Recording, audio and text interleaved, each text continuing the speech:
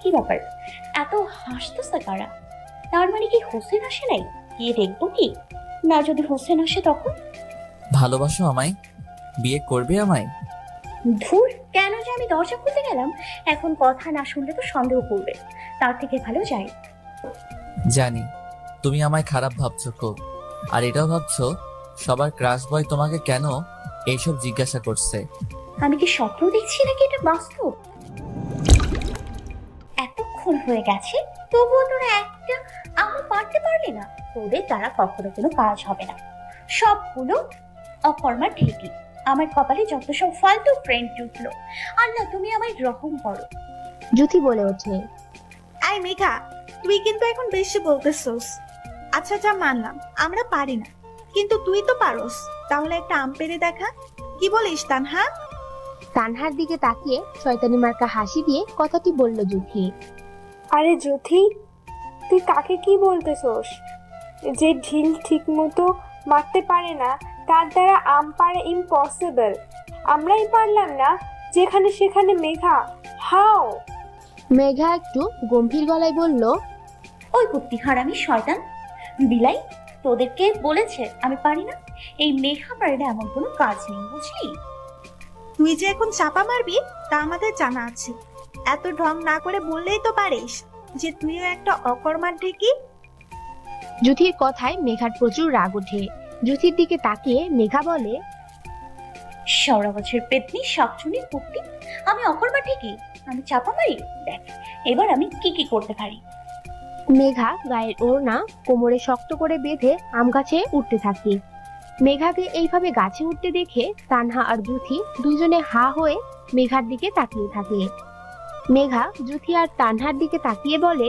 ওই, তোর এভাবে হা করে তাকিয়ে আছিস কেন? মুখে পোকা ঢুকে যাবে, দেখিস।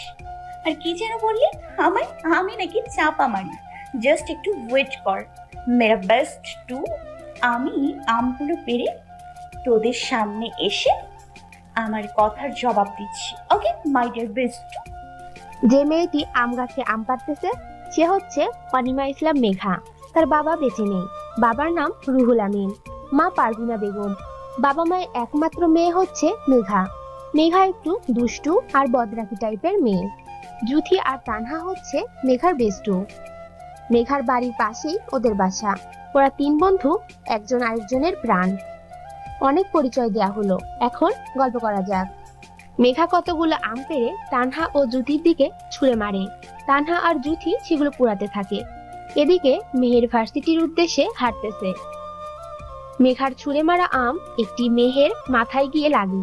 মেহের ব্যথায় চিৎকার করে বলে ওঠে। আহ! মেহের মাথায় হাত দিয়ে এদিক ওদিক তাকাতে থাকে। বাম দিকে তাকাতেই দেখে দুইটা মেয়ে আম গাছের নিচে দাঁড়িয়ে আম কুড়াইতেছে। এদিকে তানহা আর জুথি চিৎকারের আওয়াজ শুনে পিছনে তাকিয়ে দেখে একটা ছেলে। ব্যাপারটা বুঝে তানহা আর জুথি প্রচুর ভয় পেয়ে যায়। তানহা তড়িঘড়ি করে বলে ওঠে। মেঘা, বাঁচতে চাইলে পালা, একটা ছেলে আমাদের দেখে ফেলেছে, আমরা গেলাম। এই বলে জুথি আর তানহা দৌড়ে পালিয়ে যায়। মেহের তাদের পালিয়ে যেতে দেখে ওদের পিছন নেয়। আম গাছের নিচে আসতেই একটি মেয়ের কথা শুনে দাঁড়িয়ে যায়। এই সময় মেঘা বলতেছিল। আরে তো ভয় পাইতেছোস কেন? একটা ছেলে দেখছো তো কি হয়েছে? তোদের তো জানা আছে মেঘাকে যদি একটু তেড়ে বেড়ে করে ছেলেটা, তাহলে মেঘা তোর খেলা দেখাবে। চিন্তা করিস না, একদম মেরে এক সপ্তাহের জন্য হসপিটালে শিফট করে আসবো। এখন তো বকর বকর না করে আমাকে আম পাড়তে দে। মেঘার কথা শুনে মেহের রাগে ফুসফুস করতে করতে বলে ওঠে। এই মেয়ে, তোমার এত বড় সাহস কে দিয়েছে? তুমি আমাকে বল মেরে হাসপাতালে শিফট করে আসবে এক সপ্তাহের জন্য? সাহস তো কম না তোমার। নিচে আসো, তোমার সাহসের নমুনা আমি দেখতেছি। বেয়াদব মেয়ে কোথাকার। মেঘা প্রথমে একটু ভয় পায়, কিন্তু যখন মেঘাকে বেয়াদব বলা হয় তখন মেঘাও বলে ওঠে। কোন শালা আমাকে ধমকাচ্ছে রে? বজ্জাত অসভ্য বেয়াদব শাকচুনি জামাই, পেতনি দুলাভাই কুত্তা বিলাই। উফ, আমাকে বলে আমি নাকি বেয়াদব মেয়ে। তুই জানোস কাকে বেয়াদব মেয়ে বলছিস? আজকে তোকে আমি মেরে হসপিটালে ভর্তি করিয়ে আসবো। ভালো চাস তো সরি বল তাড়াতাড়ি। এই বলে মেহেরের দিকে তাকিয়ে অনেক ভয় পায় মেঘা। মেহেরের চোখ পুরো রেগে লাল হয়ে গেছে। দেখে মনে হচ্ছে কেউ লাল রং তার চোখে ঢেলে দিছে। মেহের বলে ওঠে, এক্ষুনি নিচে নামো, না হলে ভালো হবে না কিন্তু। মেঘা মেহেরের এরকম রেগে কথা বলা দেখে অনেকটাই ভয় পেয়ে যায়। তারপর নিজেকে কন্ট্রোল করে বলে ওঠে, না হলে কি করবেন? আমার কিচ্ছু করতে পারবেন না আপনি। উল্টো নিজেকে বাঁচাতে চাইলে এখান থেকে চলে যান। মেঘার কথা শুনে মেহের রেগে ফায়ার হয়ে গেছে। রেগে কটমট করতে করতে বলে ওঠে, I don't care who are you, but you don't know who I am. So আমি এখন যা বলছি তাই করো, ওকে? কুইকলি নিচে নেমে এসো। আপনি যা বলবেন আমি তাই করব কেন? আপনি আমার বাবা, ভাই, আঙ্কেল, চাচু, খালু, মামু, বিএফ নাকি ওটি? কোনটা লাগেন যে আপনার কথা শুনবো? আমার বই গেছে আপনার কথা শুনবে। মেহের বলে ওঠে, বুঝছি, সোজা আঙুলে ঘি উঠবে না, আঙুলটা আমায় বেঁকাতেই হবে। হইছে, আপনি আঙুল সোজা করেন আর ব্যাকা করেন, আমার কিচ্ছু কি করতে পারবেন না। হঠাৎ গাছ নড়াতে মেঘা ভয় পেয়ে যায় এবং তাল সামলাতে না পেরে গাছ থেকে পড়ে যায় মেহেরের উপর। মেঘার ঠোঁট মেহেরের ঠোঁটের সাথে লেগে যায়। দুজনেই ঘোরের মধ্যে চলে যায়। এভাবে কতক্ষণ আসিল ঠিক জানা নেই মেঘার। মেঘার ঘোর কাটতেই মেহেরের উপর থেকে সরে দৌড়ে চলে যায়, কিন্তু মেহের এখানেই শুয়ে থাকে। মেহের ভাবতে থাকে, এটা কি হলো? যেখানে মেয়েরা আমায় দেখলেই ভয়ে দৌড়ে পালায়, সেখানে আজকে এই মেয়েটার সাথে লিপ কিস কিভাবে সম্ভব? কোনো মেয়ে আমার হাত ধরলেই যেখানে রাগে ফায়ার হয়ে গেছি, আজকে সেখানে একটা মেয়ের সাথে লিপ কিস? কোনো রাগ হয়নি কেন? মেহেরের ঘোর কাটতেই ভার্সিটিতে প্রবেশ করে, প্রিন্সিপাল স্যারের রুমে চলে যায়। ওইদিকে মেঘাকে এভাবে দৌড়ে আসতে দেখে তানহা আর জুথি জিজ্ঞেস করে কি হয়েছে। মেঘা মনে মনে বলে, আমি যদি ওদেরকে কিছু বলি তাহলে আমার প্রেস্টিজ কনসিওর হয়ে যাবে।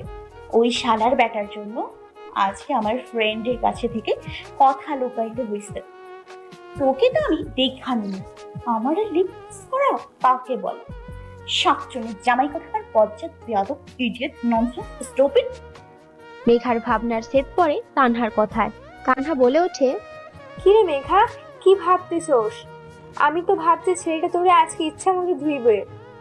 তোর ফিক্কে দেওয়া আমটা যেভাবে তার মাথায় জায়গা লাগছে, আল্লাহ, সেটা কি বলছে রে?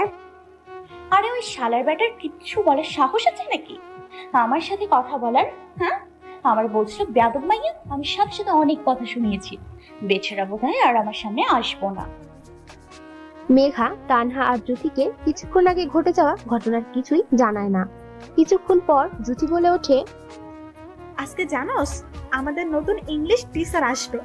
আগেরটা তো তুই ভার্সিটি থেকে বাহির করছস, এবারও কি আগের মতো করবি? মেঘা একটু ভেবে বলে, আরে আগে দেখে যাক কেমন, যদি ভালো লাগে তাহলে আর বাহির করবো না। আর দেখ, আর যদি খারাপ হয়, বকাঝকা দেয়, ধমক দেয়, বেশি টিচারগিরি করে না, তখন বাহির করে দিব, বুঝলি?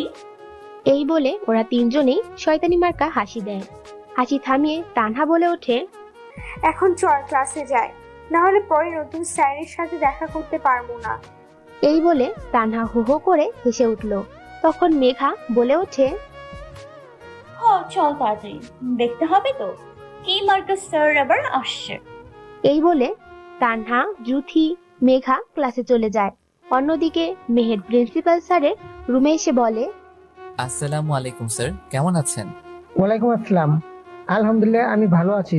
তুমি কি ইশতিয়াক হোসেন মেহের? স্যার, আমি ইশতিয়াক হোসেন মেহের। এখানে নতুন ইংলিশ টিচার হিসেবে আমি জয়েন করেছি। ও হ্যাঁ, মনে পড়ছে, তুমি মেহের। আমি তোমার সকল কাগজপত্র দেখেছি, তুমি অনেক মেধাবী স্টুডেন্ট। আমি তোমাকে আগেই কিছু কথা বলে রাখি, ভার্সিটির মধ্যে কিছু ফাজিল পোলাপান আছে যারা তোমাকে খুব জ্বালাতন করবে। তুমি তাদের বুঝিয়ে পড়াশোনা করাবে, কেমন? মেহের একটা মুচকি হাসি দিয়ে বলে, স্যার, আপনি চিন্তা করবেন না, আমি তাদের বুঝিয়ে পড়াশোনা করাবো।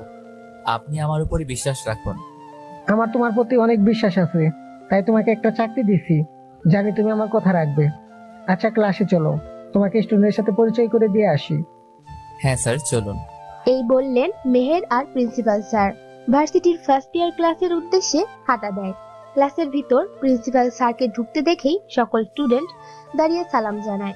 স্যার সালামের উত্তর নেয়, তারপর সবার উদ্দেশ্যে বলেন যে উনি মিস্টার ইশতিয়াক হোসেন মেহের, তোমাদের নতুন ইংলিশ টিচার। প্রিন্সিপাল স্যার আরো কিছু কথা বলে ক্লাস থেকে চলে যান। প্রিন্সিপাল স্যার ক্লাস থেকে চলে যেতেই মেহের স্টুডেন্টের উদ্দেশ্যে বলে ওঠে, তোমরা এতক্ষণে বুঝে গেছো যে আমি তোমাদের নতুন ইংলিশ টিচার, আর আমার পরিচয় তো প্রিন্সিপাল স্যারই দিয়েছেন। এখন তোমাদের পরিচয়টা আমি জানবো। আজকে কোনো ক্লাস হবে না, আমরা একে অপরের সাথে পরিচিত হব। কাল থেকে ক্লাস স্টার্ট করব। মেহেরের কথায় সকল স্টুডেন্ট ওকে স্যার বলে। সবাই এক এক করে তাদের পরিচয় দেয়। মেহের হঠাৎ খেয়াল করে লাস্টে বসে থাকা একটা মেয়ের ওপর। তখন মেহের মনে মনে ভাবতে থাকে, এটা ওই মেয়ে না যার সাথে আমার লিপ কিস হয়েছিল? ও, তার মানে আমার স্টুডেন্ট। এবার বুঝাবো তোমারে মিস, কত ধানে কত চাল। এই বলে মেহের মুখটা বাঁকিয়ে একটা ডেভিল মার্কা হাসি দেয়। তারপর মেহের মেঘার সামনে গিয়ে বলে ওঠে, এই যে মিস, কি করছেন? আপনার নাম কি? হঠাৎ কেউ এভাবে জিজ্ঞেস করায় মেঘা পিছনে তাকায়। পিছনে তাকিয়ে দেখে ওই ছেলেটা। মেঘা প্রচুর ভয় পেয়ে যায়। মনে মনে ভাবতে থাকে, এই ছেলেটা এখানে কি করছে? তার মানে কি উনি আমাদের নতুন ইংলিশ ক্লাস টিচার? এখন যদি উনি কিছু বলে তাহলে তো আবার পুরো প্রেস্টিজ পাংচার হয়ে যাবে। আল্লাহ, তুমি আমায় রহম করো। মেঘার ভাবনার ছেদ পড়লো জুথির কথায়। জুথি বলে ওঠে, ওই মেঘা, এটা না ওই ছেলেটা যার মাথায় তোর মারা আম লাগে। আরে ওরে, ওই ছেলেটাই আমাদের নতুন ইংলিশ টিচার। স্যার যদি এখন ওই ব্যাপারে পানিশমেন্ট দেয় তখন কি করবে? তুই আসলেই একটু বেশি করস। আমি কি জানতাম উনি আমাদের নতুন ক্লাস টিচার? জানলে কি আর এসব করতাম? হঠাৎ কারো ধমকে তানহা, মেঘা, জুথি সহ ক্লাসের সবাই চুপ হয়ে যায়। মেঘা তাকিয়ে দেখেন মেহের স্যার ধমকটি দিয়েছেন। মেহের বলে ওঠে, এই মেয়ে, আমি একটু আগে তোকে জিজ্ঞেস করলাম না তোর নাম কি? কি এত ভাবছিস? আমার কথা কি কানে যায় না? বেয়াদ্দপ মেয়ে কোথাকার। বাবা মা কি শিক্ষা দেয় নাই তোকে যে স্যার কিছু জিজ্ঞেস করলে তার উত্তর দিতে হয়? মেহেরের অপমান সহ্য করতে না পেরে মেঘা মাথা নিচু করে কাঁদতে থাকে। যখন মেহের মেঘার বাবা মায়ের কথা তুলে, মেঘা তখন সহ্য করতে না পেরে ক্লাস থেকে কাঁদতে কাঁদতে দৌড়ে চলে যায়। মেঘের চলে যাওয়া দেখে মনে মনে বলতে থাকে, ইস, আমি কি বেশি কথা বলে ফেলেছি নাকি? মেয়েটা একটু বেশি কষ্ট পেয়েছে। আমি ক্লাস শেষ করে সরি বলবো নে। এই বলে মেহের বাকি সবার পরিচয় জেনে ক্লাস থেকে বের হয়ে যায়। এভাবে সকল ক্লাস শেষ করে। মেহের মেঘাকে খুঁজতে থাকে সরি বলার জন্য। অন্যদিকে মেঘা ক্লাস থেকে বের হওয়ার পর ভার্সিটির পিছনে আম গাছের নিচে বসে অনেকক্ষণ কান্না করে। তারপর মেঘা নিজেই নিজেকে বলে, আরে আমি কেন কান্না করতেছি? শালার বেটা, তোর জন্য আজকে আমাকে কাঁদতে হইছে। তুই আমাকে সবার সামনে অপমান করছস, আমি তোকে ছেড়ে দিব না। এর শোধ আমি তুলবই। এই বলে মেঘা নিজেকে স্বাভাবিক করে বাড়ির পথে হাঁটা শুরু করে। কিছু পথ হাঁটার পর সামনে ফুচকাওয়ালাকে দেখে। মেঘা আগে ঘটে যাওয়া সবকিছু ভুলে গিয়ে ফুচকাওয়ালাকে বলে, মামা, আমাকে এক প্লেট ফুচকা দেন, অনেক ঝাল দেবেন কিন্তু। ফুচকাওয়ালা বলে ওঠে, আচ্ছা আপা মনি, দিতাছি, একটু ওয়েট করেন, আগে ওনাদেরকে দিয়া লই। আচ্ছা ঠিক আছে মামা, আমি ওয়েট করতেছি। আপনি তাড়াতাড়ি বানাইয়া আমারে দেন। হঠাৎ মেঘা খেয়াল করলো কতগুলো ছেলে ফুচকা খেয়ে টাকা না দিয়ে চলে যাচ্ছে।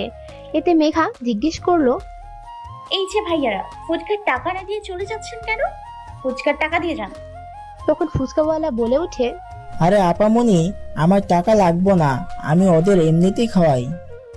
মামা, এমনিতেই খাওয়ান মানে কি? এটা কি মামা বাড়ির আবদার পাইছেন নাকি যে দিতে বললেই আপনি দিয়ে দিলেন? তখন একটি ছেলে বলে ওঠে, এই মেয়ে, তুই একটু বেশি করতেছস। তুই জানোস আমরা কারা? আমাদের সাথে পাঙ্গা নিতে আসিস না, আমরা রিভার পায়ের লোক।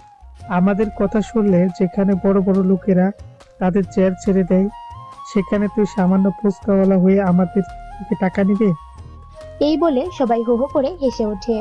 ওদের হাসি দেখে মেঘার প্রচুর রাগ উঠে যায়। মেঘা রেগে বলে, তোরা রিফাত টিফাত যারই লোক হোস না কেন, আমার তাতে কোনো মাথা ব্যথা নেই।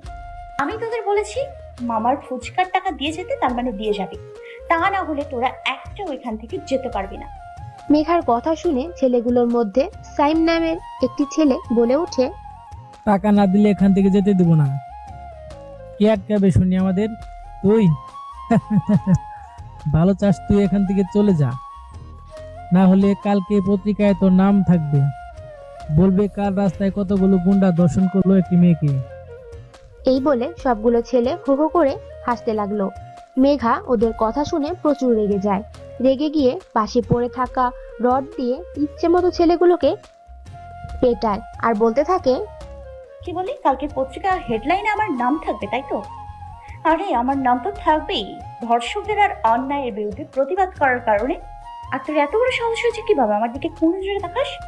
ধর্ষণ করে রাস্তায় ফেলে রাখবি, তাই না? আজকে তোদের আমি মেরেই ফেলবো। তখন ছেলেগুলো মরার ভয়ে মেঘাকে হাত জোর করে বলে ওঠে, আপু প্লিজ আমাদের মারবেন না, আমরা ফুচকাওয়ালা টাকা দিয়ে দিতেছি, তবু মারবেন না। তাড়াতাড়ি ফুচকার টাকা বের কর আর সরি বল। আর কখনো কোনো মেয়ের দিকে কোনো নজরে তাকাবি না, সবাইকে সম্মান করবি বল, তাহলেই ছাড়া পাবি, না হলে তোদের আমি মেরেই ফেলবো। ছেলেগুলো বলে ওঠে, হ্যাঁ হ্যাঁ আপু, আমরা আপনার সব কথা মানবো, কখনো কোনো মেয়ের দিকে কোন নজরে তাকাবো না, সবাইকে সম্মান করব। আর এই নিন টাকা, আমাদের ক্ষমা করে দেন প্লিজ আপু। আচ্ছা যা, আজকের মতো তোদের ছেড়ে দিলাম, আর নেক্সট টাইম যাতে বেয়াদবি করতে না দেখি। আর এই নে 5,000 টাকা, ডক্টরের চেম্বারে ঔষধ কিনে নিবি। এই বলে মেঘা ছেলেগুলোর দিকে 5,000 টাকা বাড়িয়ে দেয়। ছেলেগুলো টাকা নিয়ে হাসপাতালে চলে যায়। এরপরে মেঘা ছেলেগুলো থেকে নেওয়া ফুচকার টাকা দিয়ে চলে যেতে নিলে ফুচকাওয়ালা বলে ওঠে, আপামনি আপনি অনেক সাহসী। যেখানে কেউ অন্যায় দেখলেও সামনে এগিয়ে আসে না, সেখানে আপনি আজকে সবার অবস্থা খারাপ করে দিয়েছেন। আসলে আপনি মহান, আই সেলুট ইউ। মেঘা তখন বলে ওঠে, আরে মামা, এটা আমার কর্তব্য, এর বেশি কিছুই না। আপনি শুধু শুধু আমাকে মহান বলতেছেন। বলে মেঘা চলে যায়। এতক্ষণ ধরে সবকিছুই মেহের দেখতেছিল। মেহের মনে মনে ভাবতে থাকে, আল্লাহ, এই মেয়ে কত ডেঞ্জারাস। যদি সত্যি ছেলেগুলো কিছু করে বসতো তখন? এই মেয়ের দেখছি একটু ভয় ডর নাই। কিছুক্ষণ দাঁড়িয়ে থেকে মেহের একটা রিক্সা নিয়ে বাসায় চলে যায়। বাসায় গিয়ে মেহের কলিং বেল বাজায়। কিছুক্ষণ পর মেহেরের মা জেসিয়া বেগম এসে দরজা খুলেন। তারপর জিজ্ঞেস করেন, কি রে বাবা, এত লেট হলো কেন? তুই না বললি 12টা বাজে ভার্সিটি থেকে আসবি, এখন তো 1:30টা বাজে। মেহের মনে মনে বলে, আরে আমি তো আসতামই, রাস্তায় যদি সিনেমা না দেখতাম তাহলে তো তাড়াতাড়ি আসতাম। বাবা, যেই ডেঞ্জারাস মাইয়া। মেহেরের ভাবনার ছেদ পড়ে জেসিয়া বেগমের কথায়। জেসিয়া বেগম বলেন, কি রে বাবা, কি ভাবছিস যে এত? মায়ের কথা শুনে মেহের বলে ওঠে, আমি কি ইচ্ছে করে লেট করছি নাকি? রাস্তায় একটা মাইয়া কতগুলো পোলারে পিটাইতেছিল, তাই দেখতেছিলাম। জানো কি ডেঞ্জারাস মাইয়া বাবা। ছেলের কথা শুনে জেসিয়া বেগম বলে ওঠে, কোষ কি, মায়াজার সাহস আছে বলতে হবে। ইস, মায়াজারে যদি একবার দেখতে পাইতাম স্যালুট করতাম। মায়ের এমন কথা শুনে মেহের বলে ওঠে, কি মা, তুমি কি আমাকে ভেতরে ঢুকতে দিবে না? কতক্ষণ ধরে বাহিরে দাঁড়িয়ে থাকবো? আমার খুব ক্ষুধা পাইছে। আম্মু, তুমি আমাকে খাবার দাও। আরে আমি তো ভুলেই গেছি তোকে ভিতরে আসতে। আচ্ছা যা, তুই ফ্রেশ হয়ে আয়, আমি তোর জন্য খাবার বাচ্ছি। ওকে মম, আমি তাহলে ফ্রেশ হতে গেলাম। এই বলে মেহের রুমে চলে যায়। রুমে গিয়ে কাভার থেকে জামা কাপড় নিয়ে বাথরুমে চলে যায়। অন্যদিকে মেঘা বাসায় এসে মেঘার মা পারভিনা বেগমকে খুঁজতেছে। এই রুম থেকে ওই রুমে খুঁজছে, তবুও পায় নাই বলে বিরক্ত হয়ে বলল, এই আম্মুটা আবার গেল কই? আজকে তো আম্মুর কোথাও যাওয়ার কথা না। গেল তো আমায় বলেই যেত, তাহলে কোথায় আম্মু তুমি? হঠাৎ রান্নাঘর থেকে কিছু আওয়াজ শুনতে পেয়ে মেঘা রান্নাঘরে যায়। রান্নাঘরে গিয়ে দেখে পারভিনা বেগম রান্না করতেছে। মেঘা পিছন থেকে পারভিনা বেগমকে জড়িয়ে ধরে বলে, আম্মু, আমার খুব ক্ষুধা লাগছে, তুমি আমারে খাবার খেতে দাও প্লিজ, তাড়াতাড়ি। তখন পারভিনা বেগম বলে ওঠে, আমাকে ছাড় বলছি, আজকেও এত লেট করে আসছস? আজকে আবার কার কি ক্ষতি করে আসছস যে এত লেট হয়েছে? আজকে তোর খাবার নাই, আজকে তোর কোনো খাবার নাই। আমার কথা শুনিস না তো, এটাই তোর শাস্তি। মায়ের এমন কথা শুনে মেঘা কাঁদো কাঁদো গলায় বলে, আম্মু তুমি এটা কি বললা? আমি আবার কার ক্ষতি করি? তুমি এটা বলতে পারলা? তোমার মেয়ের মতো ভদ্র আর একটা মেয়েও কি এই পৃথিবীতে আছে? তুমি জানো না আমি কতটা লক্ষ্মী। মেয়ের এমন কথা শুনে পারভিনা বেগম বলেন, তুই যদি লক্ষ্মী হতি তাহলে আমার আর একটু চিন্তা করতে হতো না। কত বলি একটু ভালো হ, দুষ্টমি ফাজলামি একটু বন্ধ কর। আমার কথা তো একটুও শুনিস না। তুই তো জানোস তুই ছাড়া এই পৃথিবীতে আমার আর কেউ নেই। তোর যদি কিছু হয়ে যায় আমি কিভাবে থাকবো বল? তাই তো এমন ভাবে কথা বলি তোর সাথে। মায়ের এমন কথা শুনে মেঘা পারভিনা বেগমকে শক্ত করে জড়িয়ে ধরে বলে, আম্মু তুমি এত চিন্তা করো কেন? তুমি জানো না তোমার মেয়ের সাথে কেউ পাঙ্গা নিয়ে পারে না। তোমাকে এত চিন্তা করতে হবে না, তোমার মেয়ের কোনো ক্ষতি কেউ করতে পারবে না। তুমি নিশ্চিন্তে থাকো, ওকে মাই ডিয়ার আম্মু। এই বলে মেঘা তার আম্মুর গালে একটি কিস করে। তখন পারভিনা বেগম বলেন, হয়েছে, আর ঢং করতে হবে না, এখন যা ফ্রেশ হতে, আমি তোর জন্য খাবার বাড়তেছি। ওকে মাই ডিয়ার মম, আমি গেলাম ফ্রেশ হতে। মেঘা ড্রেস বের করে টাওয়েল নিয়ে ওয়াশরুমে চলে যায়। ফ্রেশ হয়ে চুলের পানি মুছে রুম থেকে বের হয় মেঘা। ড্রয়িং রুমে এসে মেঘা বলে, আম্মু তুমি কই? তাড়াতাড়ি খাবার দাও, আমার প্রচুর ক্ষুধা পাইছে। পারভিনা বেগম নিজের রুম থেকে এসে বলেন, দাঁড়া, আমি খাবার বেড়ে তোরে খাওয়াই দিতেছি। আম্মু আম্মু তুমি তাড়াতাড়ি খাওয়াইয়া দাও, আমার অনেক খিদা পাইছে। আরে বাবা, এমন কেউ করে? এনে হা কর। এইভাবে পুরো খাবার শেষ করে মেঘা নিজের রুমে গিয়ে খাটের উপর শুয়ে পড়ে। অন্যদিকে মেহের দুপুরের খাবার খেয়ে নিজের রুমে যায়। রুমে গিয়ে খাটের উপর শুয়ে ঘুমানোর চেষ্টা করে, কিন্তু মেহেরের কিছুতেই ঘুম আসে না। চোখ বন্ধ করতেই মেঘার সাথে কিস করার মুহূর্তটা ভেসে ওঠে। যতবার চোখ বন্ধ করে ততবারই মেঘার চেহারা ভেসে ওঠে। তাই না ঘুমিয়ে মেহের ভাবতে থাকে, এইসব কি হচ্ছে আমার সাথে? যখনই ঘুমানোর একটু চেষ্টা করি তখনই ওই মেয়েটার চেহারা আমার সামনে ভেসে ওঠে কেন? বারবার মনে পড়ছে ওর সাথে কিস করার মুহূর্তটা। এভাবে মেঘাকে নিয়ে ভাবতে ভাবতে মেহের একসময় ঘুমিয়ে পড়ে। ঘুম থেকে উঠে ফ্রেশ হয়ে মেহের বাহিরে যায়। অন্যদিকে মেঘা ঘুম থেকে উঠে তানহা আর জুথির চিৎকারে। তানহা আর জুথি চিৎকার করে বলে ওঠে, মেঘা ওঠ তাড়াতাড়ি, আজকে আমরা পার্কে ঘুরতে যাব। মেঘা চিৎকারের শব্দ শুনে ভয়ে লাফ দিয়ে ওঠে। মেঘার এভাবে লাফ দিয়ে ওঠা দেখে তানহা আর জুথি হো হো করে হাসতে থাকে।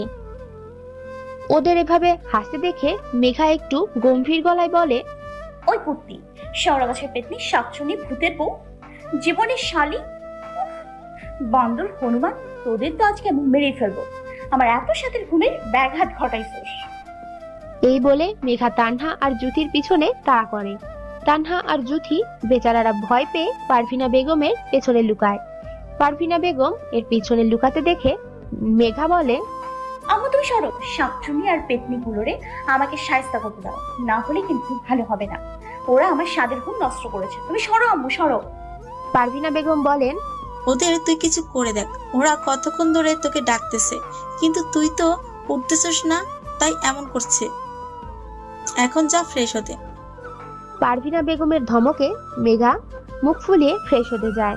ওয়াশরুমে ঢুকেই বলতে থাকে, আম্মু আর একটু ঘুমাই না প্লিজ আম্মু।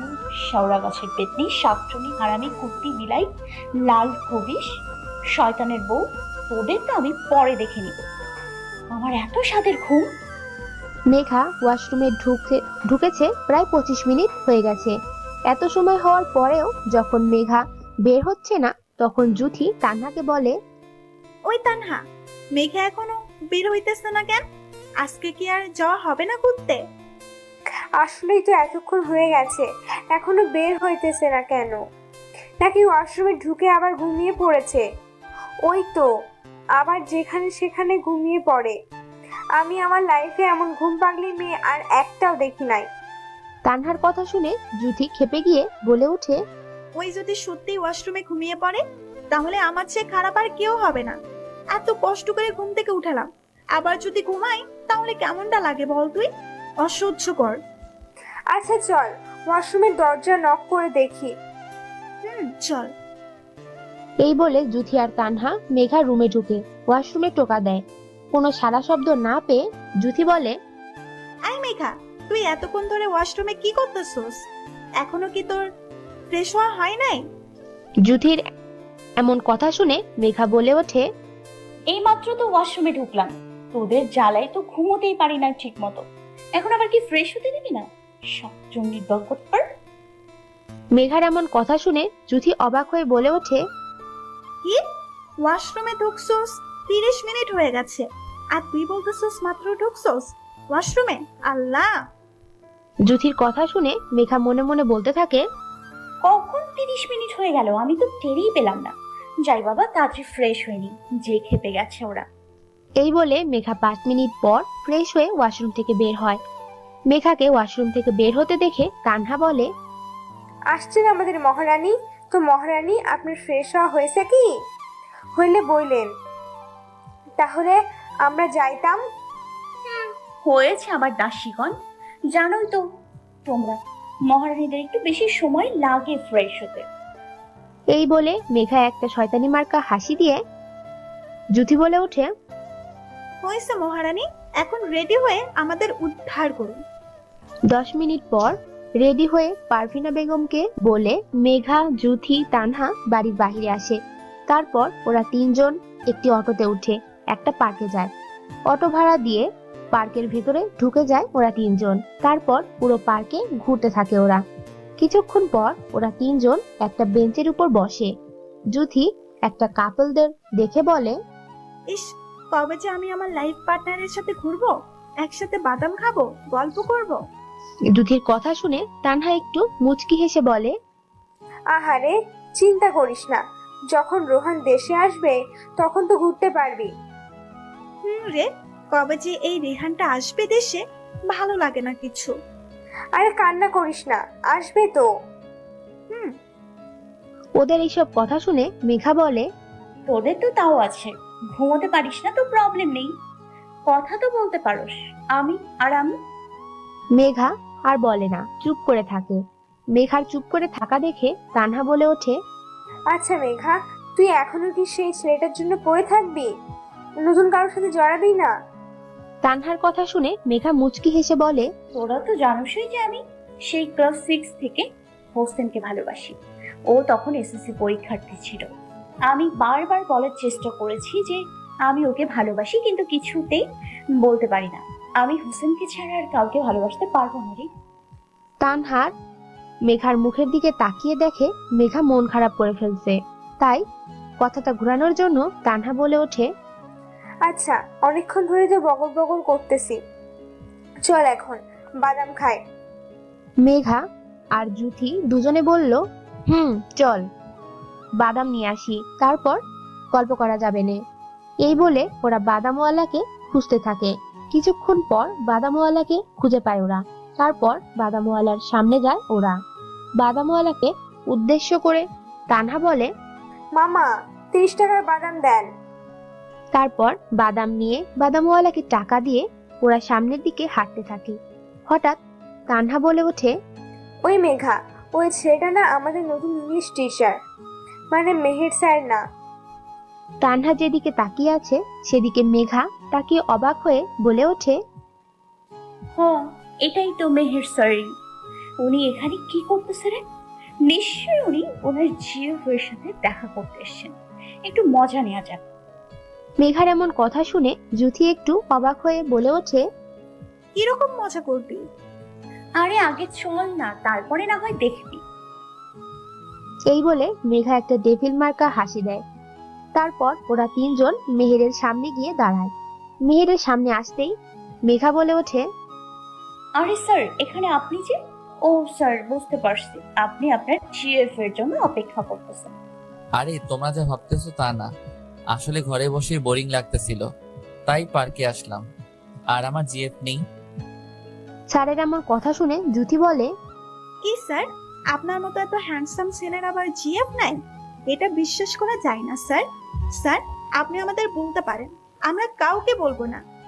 আসলে সত্যি আমার জিএফ নাই, পড়াশোনার চাপ আর জব সবকিছুর মধ্যে ব্যস্ত ছিলাম, তাই এসবের মধ্যে আর যাওয়া হয় নাই।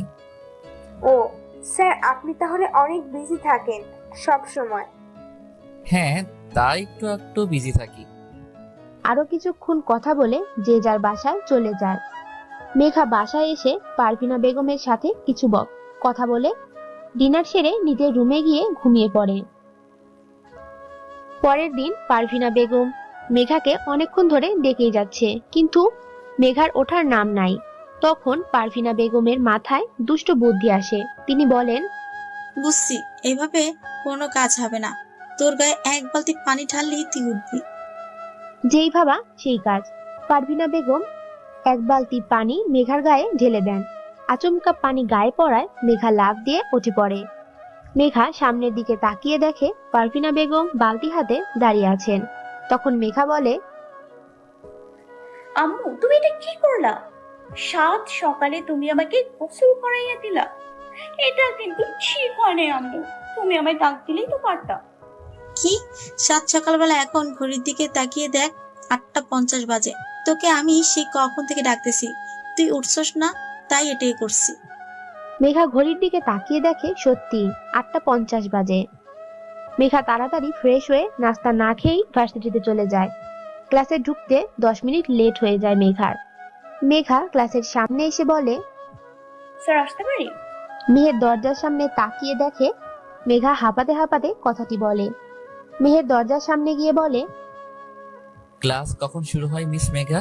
সরি স্যার, আসলে ঘুম থেকে উঠতে লেট হয়ে গেছে, তাই 10 মিনিট লেট হয়েছে। স্টপ, আমি তোমার কাছে কোনো এক্সকিউজ শুনতে চাই নাই।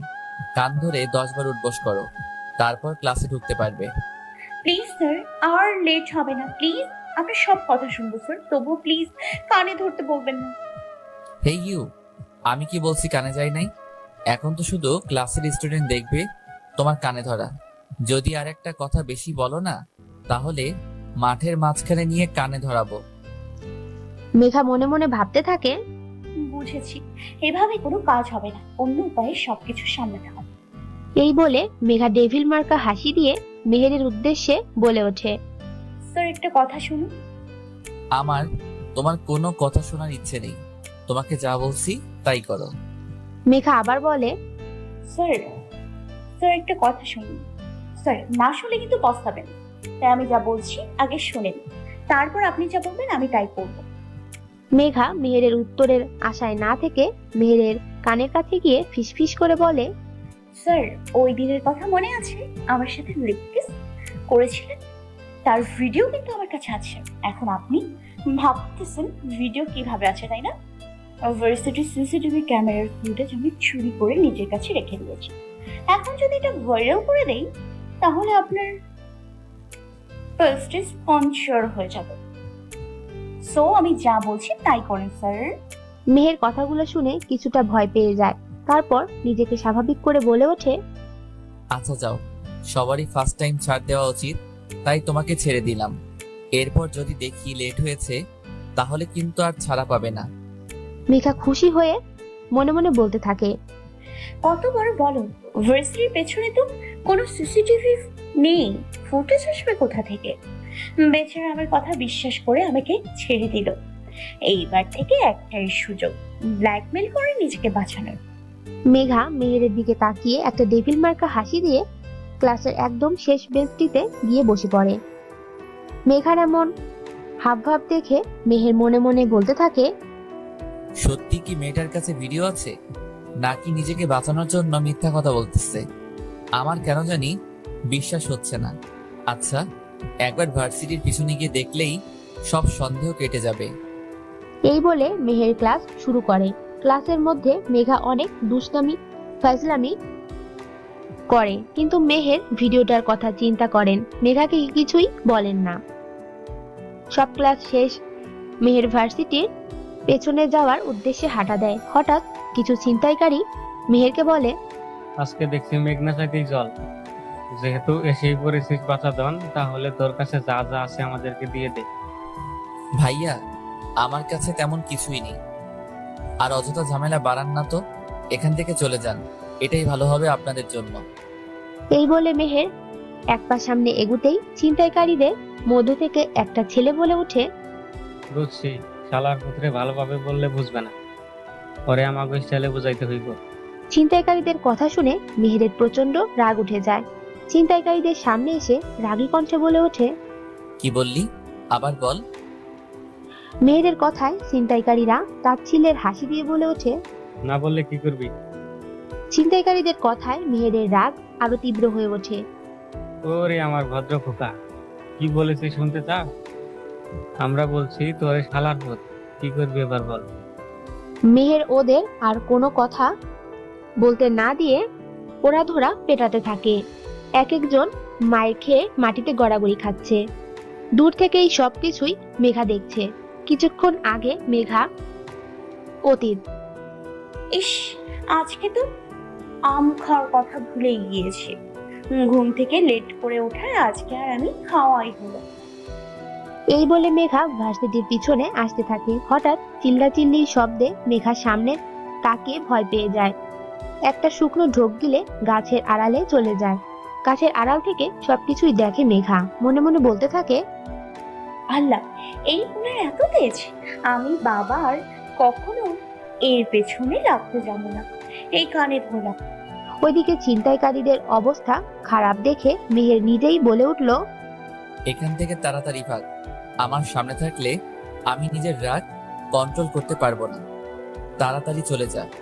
তোরা জানোস না আজ আমাকে গালি দিয়ে কত বড় ভুল করছস।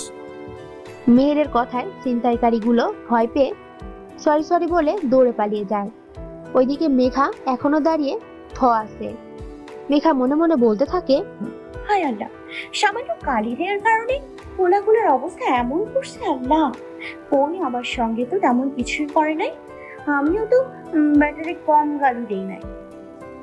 মেহের ওখান থেকে চলে যেতেই মেঘা সেখানে গিয়ে দেখে একটা ফোন মাটিতে পড়ে থাকতে। মেঘা ফোনটা হাতে নিয়ে বলে ওঠে, এটা আবার কার ফোন? বোধহয় ছিনতাইকারীগুলোর মধ্যে কোনো একটার হবে। মেঘা ফোনের স্ক্রিনে তাকিয়ে দেখেন মেহের স্যারের পিক। ওহ, তাহলে এটা স্যারের ফোন। কাল স্যারের সাথে দেখা হলে ফোনটা ফেরত দিব নে। মেঘা কি যেন ভেবে নিজে নিজেই বলে ওঠে। আচ্ছা, স্যারের ফোনটা একটু ঘাটলে কেমন হয়? এই বলে মেঘা ফোনের স্ক্রিনে তাকিয়ে বলে, আরে বাহ, এই তো দেখছি মেঘ না চাইতে জল। একদিক দিয়ে ভালোই হলো ফোনের লক না থাকায়। মেঘা ফোনের সব অ্যাপসে ঢুকে ঘাটাঘাটি করে। লাস্টে কি যেন মনে করে গ্যালারিতে ঢুকে। মেঘা মেহেরের প্রত্যেকটা ছবি দেখে বারবার ক্রাশ খাচ্ছে। আল্লাহ, কি কিউটের ডিব্বারে ভাই! ইচ্ছে করে চকলেটের মতো চিবিয়ে খেয়ে ফেলি। হঠাৎ একটা পিকের উপর চোখ যেতেই মেঘা অবাক এর চরম পর্যায়ে পৌঁছে যায়।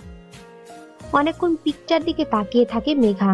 কখন যে চোখ দিয়ে পানি এসে পড়ে মেঘা তা বুঝতে পারে না।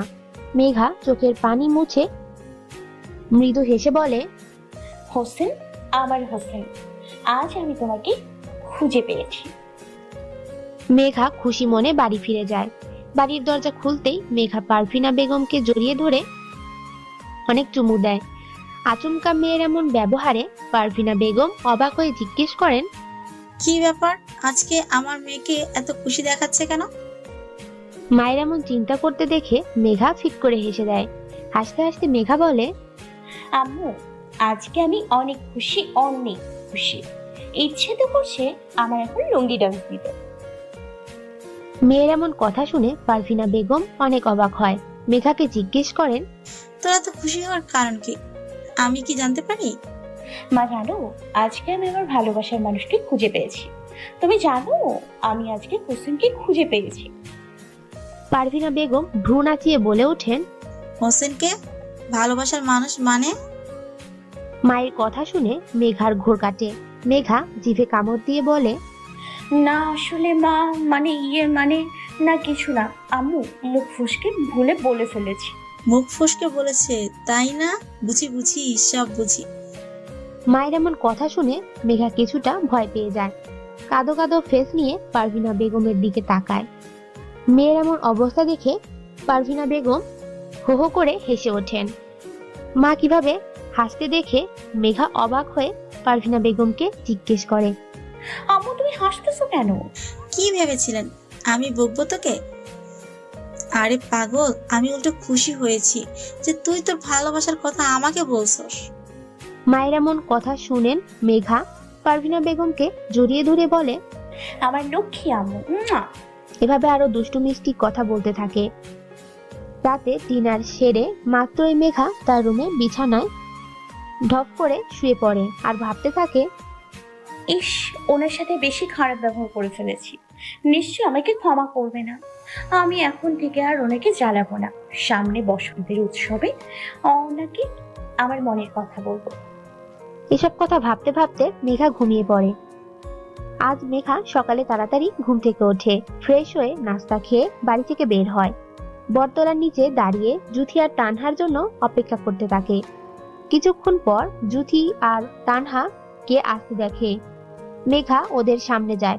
মেঘা সামনে যেতেই জুথি বলে, ওই তানহা, আজকে সূর্য কোন দিকে উঠেছে রে? আজকে সূর্য বোধহয় পশ্চিম দিকে উঠছে। এই বলে তানহা আর জুথি দুজনেই হো হো করে হাসতে থাকে। ওদের হাসতে দেখে মেঘা চরম বিরক্ত হয়ে বলে, শুরু হয়ে গেছে তোদের ড্রামা। আল্লাহই জানে তোরা আমার ফ্রেন্ড কিভাবে হলি। আচ্ছা বাদ দে, যার জন্য তোদের এত তাড়াতাড়ি ডেকেছি। বল, কি এমন কথা যার জন্য এত সকালে দেখেছেন আপনি? তারপর মেঘা কালকের সব ঘটনা ওদের বলে। তখন জুথি বলে, এইবার তো ভাইয়াকে দক্ষ স্যারকে বল তোর মনের কথা, না হলে আবারও হারাবি ভাই। আমি আর হোসেনকে হারাতে দিব না, ওকে আমার নিজের করে নিব। আমি ভাবছি বসন্ত উৎসবের দিন হোসেনকে আমার মনের কথা বলবো। বেশি দেরি হয়ে যাবে না। আরে আমি তো আগেই বলতাম, কিন্তু স্যার তো আমাকে মোটেও পছন্দ করেন না। এই কয়েকদিনে স্যারের মন জয় করব, তারপরে বসন্তের দিন বলবো আমার মনের কথা, বুঝলি? বুঝলাম। আচ্ছা চলো এখন ভার্সিটির দিকে যাই। তারপর ওরা তিনজন ভার্সিটিতে চলে যায়। ক্লাসের লাস্ট বেঞ্চে বসে জমিয়ে আড্ডা দিচ্ছে ওরা তিনজন। আড্ডার মাঝখানে তানহা বলে, ওই মেঘা, তুই কি স্যারের ফোন ফেরত দিছস? তানহার কথা শুনে মেঘা বলে ওঠে, আরে যা, আমি তো খেয়ালই করিনি যে আমার কাছে স্যারের ফোন। তার মানে তুই স্যারের ফোন ফেরত দিস নাই? আল্লাহ, নিশ্চয়ই স্যার ফোন খুঁজতে খুঁজতে হয়রান হয়ে গেছে। আরে আমি কি করব বল, আমি তো ওনার ছোটবেলার পিক দেখে সব ভুলে খেয়ে ফেলেছি। হ্যাঁ, তুই ভুলবি না তো কে ভুলবো? তোর তো শুধু একটা কথাই মনে থাকে, কখন খাবি। এই জুথি, এখন কিন্তু তুই বেশি বলতেছিস। আমি কি আর ইচ্ছে করে বলছি বল? ওদের এমন ঝগড়া দেখে তানহা বিরক্ত হয়ে বলল, ওই থাম তোরা, তোদের কোন তর্ক প্রতিযোগিতায় নেওয়া হলে নিশ্চিত প্রথমতি। তানহার কথা শুনে মেঘা আর জুথি রেগে চোখ গরম করে তানহার দিকে তাকায়। মেঘা আর জুথি কিছু বলার আগেই তানহা আবার বলে, এখন কি ঝগড়া করবি? এটুকু মনে রাখ, স্যারের ফোন আমাদের কাছে, যদি স্যার রেগে যান। তানহার কথা শুনে মেঘা আর জুথি কিছুটা ভয় পেয়ে যায়। প্রায় 5 মিনিট পর নীরবতা ভেঙে মেঘা বলে, আচ্ছা, আমার মাথায় অনেক সুন্দর আইডিয়া আসছে। কি আইডিয়া? দেখ, আমি যদি স্যারকে ফোন দিই তাহলে স্যার অনেক কিছু জিজ্ঞেস করবে আর অনেক অপমানও করবে। তোরা তো জানোস আমাকে কেউ অপমান করলে আমি তা একদম সহ্য করতে পারি না। আমিও অপমানের জবাব দিই। আমি চাই না স্যারের কাছে আরো খারাপ হই। তাই বলছি কি জুথি, তুই ফোনটা স্যারকে ফেরত দিবি। কি? আমি? তুই দিবি। আমি জানি তুই পারবি, তাই তোকে কাজটা করতে হবে, বুঝলি? বুঝছি, আমাকেই দিতে হবে। কিন্তু স্যারকে ফোন দেওয়ার সময় স্যার যদি জিজ্ঞেস করে আমি ফোন কোথায় পাইছি, তখন কি বলবো আমি? তোর মাথায় আসলে কোনো বুদ্ধি নেই। যে কোনো একটা কাহিনী বানিয়ে দিবি, প্রবলেম সলভ, বুঝলি? আমি কি কাহিনী বানিয়ে বলবো? যদি ধরা খাই তখন? হায় আল্লাহ, একটা কাহিনী বানিয়ে বলতে পারে না যে সে ইউনিভার্সিটিতে পড়ে। ওই, তোকে কে বলছে আমি কাহিনী বানিয়ে বলতে পারি না? আমি তো স্যারকে দেখলেই ভয় পাই। ভয়ের চোটে যদি ঠিকঠাক মতো বানিয়ে বলতে না পারি তখন? আচ্ছা মেরে মা, থাক, আপনাকে আর কাহিনী বানিয়ে বলতে হবে না। আমি যেভাবে বলবো সেভাবে স্যারকে বলবি, তাহলেই কোনো সমস্যা হবে না। আচ্ছা বল, কি বলবো আমি স্যারকে? স্যার যদি জিজ্ঞেস করি ফোন কোথায় পাইছো, তখন বলবে ইউনিভার্সিটির পেছনে আম গাছের নিচে পাইছি। তারপর আবার যদি জিজ্ঞেস করে ওখানে গেছো কেন, তখন তুই বলবি আম খেতে গিয়েছিলাম। এবার বুঝছোস কি কাহিনী বলবি? বুঝেছি। ওরা তিনজন এইভাবে আড্ডা দিতে থাকে। কিছুক্ষণ পর ক্লাস শুরু হয়। মেহের গ্রামারের কিছু টপিকস বোঝাচ্ছে আর যার যেখানে সমস্যা তা সলভ করে দিচ্ছে। মেহের যখন প্রথম বেঞ্চে টপিকস বোঝাচ্ছিল তখন মেঘা জুথিকে ফিসফিস করে বলে, জুথি, তুই স্যারকে টপিকস না বোঝার ভান করে এখানে রাখ, তারপর স্যারের ফোন ফেরত দিয়ে দে। এখন দেব? ছুটির সময় দেই? আরে এখন দে, স্যারকে ছুটির সময় না পাইলে। জুথি কিছু বলার আগেই কারো ধমকে মেঘা আর জুথি কিছুটা ভয় পেয়ে যায়। সামনে তাকিয়ে দেখে মেহের ওদের ধমক দিয়েছে। কেন ধমক দিয়েছে বুঝতে পারছেন না তো? চলুন অতীতে। মেহের প্রথম বেঞ্চে পড়া বোঝালেও মেহেরের ধ্যান ছিল মেঘার ওপর। অনেকক্ষণ ধরে ফিস ফিস করে কথা বলতে দেখে মেহেরের রাগ উঠে যায়। মেহের মনে করে ক্লাসে স্যার থাকা অবস্থায় যদি কেউ অপ্রয়োজনীয় কথা বলে তাহলে স্যারকে অপমান করা হয়, তাই মেহের জোরে ধমক দেয়। বর্তমান। এই স্টুপিড মেয়ে, তোমার কোনো কমন সেন্স নাই? এটা ক্লাস নাকি কথা বলার জায়গা? সবসময় লাস্ট বেঞ্চে বসো কি কথা বলার জন্য? এখন যদি বলি এতক্ষণ ধরে আমি যা বোঝাইছি তা বলতে, তখন কি করবে? জানি কিছুই বলতে পারবে না। আমি বুঝি না এইসব মেডেল ক্লাস কিভাবে এই ভার্সিটিতে চান্স পায়। নিশ্চয়ই ঘুষ দিয়ে ঢুকছে। আরো কি জানি করো, স্যারদেরকে তারাও। তোমাদের মতো মেডেল ক্লাসের মেয়েদের দ্বারা এসবই মানায়। বেয়াদব মেয়ে কোথাকার। মেহের কথায় প্রথমে ভয় লাগলেও মেঘাকে নিয়ে এত নিচ মনের চিন্তা ভাবনা দেখে মেঘা অবাক হয়ে যায়। মেঘা ভেবেছিল মেহের একটা ভদ্র ঘরের ছেলে। মেঘার ভাবনার ছেদ পড়ে মেহেরের কথায়। এখন তো চুপ থাকবাই, কিছু বলবাই বা কিভাবে? সারাক্ষণ তো বয়ফ্রেন্ডকে কি বলছে, কি দিছে, কখন কোথায় গেছি তা ফ্রেন্ডকে তো জানাতে হবে, তাই না? মেহের আর কিছু বলতে পারে না। মেঘা রেগে গিয়ে বলে, স্যার, একজনের সম্পর্কে না জেনে এত কিছু বলা ঠিক না। কি জানি বললেন? আমি মডেল ক্লাসের মেয়ে। ওকে ফাইন, আমি মডেল ক্লাসের মেয়ে। আমি না জানতাম না যে অন্যায়ের বিরুদ্ধে প্রতিবাদ করা, মেয়েদের সতীত্ব হরণ থেকে বাঁচানো, বখাটে ছেলেদের শাস্তি দেওয়া মডেল ক্লাসের মেয়েদের কাজ। যদি এইসব মডেল ক্লাসের মেয়েদের কাজ হয়, তাহলে আমি বলবো সমাজে যাতে সব মেয়েরাই এমন হয়। একটানে কথাগুলো বলে একটা দীর্ঘশ্বাস ফেলে আবার বলে, আমি ঘুষ দিয়ে ঢুকছি এই ইউনিভার্সিটিতে, তাই তো?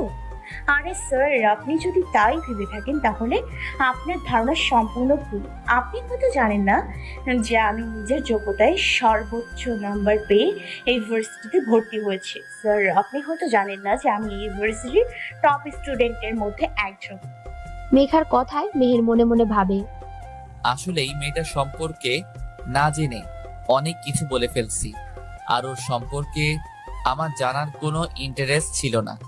আমি শুধু জানতাম এই ক্লাসে একজন মেধাবী স্টুডেন্ট আছে, কিন্তু সেটা যে মেঘা হবে তা আমি ভাবিনি। মেহের আর কিছু ভাবতে পারলো না। মেহেরের ভাবনায় ছেদ পড়ে মেঘার কথায়। মেঘা আবারও বলতে শুরু করে, আমি স্যারদের তাড়াই। ইয়েস স্যার, আমি স্যারদের তাড়াই, কিন্তু ক্লাসের একটা স্টুডেন্টও বলতে পারবে না যে আমি অকারণে স্যারদের তাড়িয়েছি। স্যার, আমি আপনাকে কি বলতেছি, আপনি নিজেই তো হালার এক পিঠ দেখে বিবেচনা করেন। আসলে স্যার, আমি যত স্যার তাড়িয়েছি তাদের মধ্যে কেউ ছিল নারীর ব্যবসা, কেউ ছিল পড়া বোঝাতে পারতো না, কেউ ছিল খালি মেয়েদের শরীরে হাত দিত, তাই তাদের উচিত শিক্ষা দিয়ে তাড়িয়ে দিয়েছে। মেঘার কথায় মেহেরের নিজের ওপর ঘৃণা হতে থাকে। মেঘা আবারও বলতে শুরু করে, আমি ক্লাসের লাস্ট বেঞ্চে বসে বয়ফ্রেন্ড নিয়ে কথা বলি। স্যার, আমি ভাবতেও পারিনি আপনার মন মানসিকতা এতটা নিচ। আরে স্যার, আমি আপনার ফোন ফেরত দেওয়ার কথা বলছিলাম। ফোনের কথা শুনে মেহের মনে মনে বলে, ফোন? আমার ফোন তো কাল থেকে খুঁজে পাই না, তাই ভাবছি আজকে নতুন ফোন কিনবো। কিন্তু আমার ফোন ওদের কাছে কেন? মেহেরকে অন্যমনস্ক দেখে মেঘা বলে, স্যার, আপনার ফোন আমার কাছে কিভাবে এলো, তাই তো? আরে স্যার, কাল যখন আপনি ছিনতাইকারীদের মারতেছিলেন তখন ওখানে আপনার ফোন পড়ে যায়। আমি ফোনটা ফেরত দিতে পারতাম, কিন্তু আমার কাছে ফোন দেখলে আপনি নিশ্চয়ই আমাকে অনেক কিছু জিজ্ঞেস করতেন আর অনেক অপমান করতেন, তাই জুথিকে ফোন দিতে বলি। আর কি ভাবছেন? হ্যাঁ, আসলে ভুল আমারই।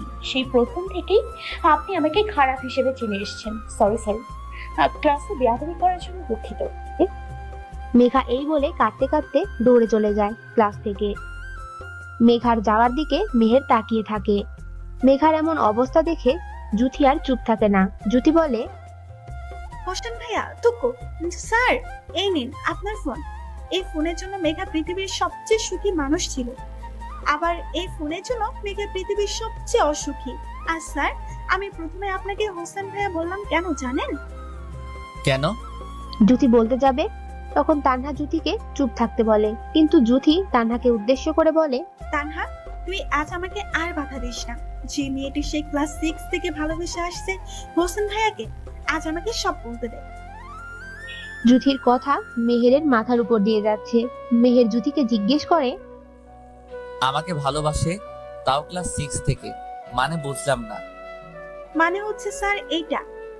জুথি মেহেরের ফোনের গ্যালারিতে ঢুকে মেহেরের ছোটবেলার পিক দেখায়। মেহের নিজের ছোটবেলার পিক দেখে বলে, এটা তো আমার ছোটবেলার পিক।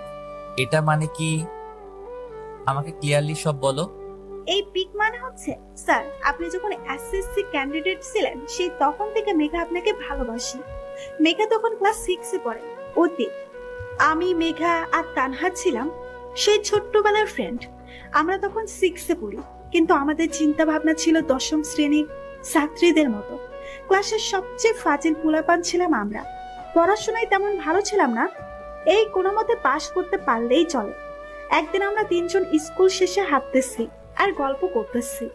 গল্পটা এমন যে, আচ্ছা তানহা প্রেম করে কি মজা পাওয়া যায় রে?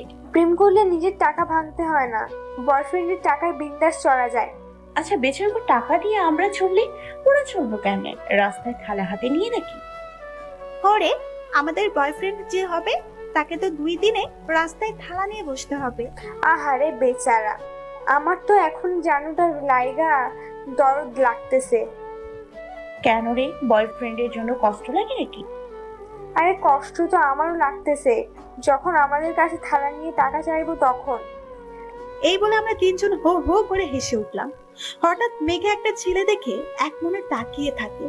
অনেকক্ষণ ধরে কথা বলছি, কিভাবে মেঘা কিছু বলছে না দেখে মেঘার দিকে তাকিয়ে দেখি ও আপনাকে দেখছে। আমি একটু গলা খাকারি দিয়ে বললাম, তো মিস, এক মনে কি দেখছেন যে আমরা এত কিছু জিজ্ঞেস করছি তার থেকে আপনার কোনো হেলদোল নাই? আমার কথায় মেঘার তবুও কোনো ভাবান্তর দেখলাম না। মেঘা ভুল লাগানো কণ্ঠে বলে, এক অপরূপ সুন্দর রাজকুমারকে দেখছি। আমি আর তানহা মেঘার এমন কথা শুনে ভেতরে ভেতরে হাসতে হাসতে শেষ। তবুও নিজেকে কন্ট্রোল করে আবার বলি, তো সে যে রাজকুমার কিভাবে বুঝলে? ঠিক ওর মতো আমার রাজকুমারের ঠোঁটের ডান পাশে একটা তিল আছে। ও যেরকম ফর্সা, ঠিক তেমনই আমার রাজকুমারও। ওর হাঁটা চলা, কথার ধরন, কণ্ঠ লম্বা, চুলের স্টাইল সবকিছুই আমার রাজকুমারের মতো। মেঘার এমন ক্রাশ খাওয়া দেখে আমি আর তানহা আর হাসি আটকাতে পারলাম না। আমরা 2 জন হো হো করে হি হি কইরা হাসতে থাকি। আমাদের এমন ভাবে হাসতে দেখে মেঘার হুঁশ ফিরে। মেঘা ফ্রুকুসকিয়ে আমাদের দিকে তাকিয়ে বলে, কি রে, তোরা এমন করে হাসতেছিস কেন? তোদের আবার জিনে ধরলো নাকি? মেঘার কথাই আমরা 2 জন আবার হাসতে থাকি।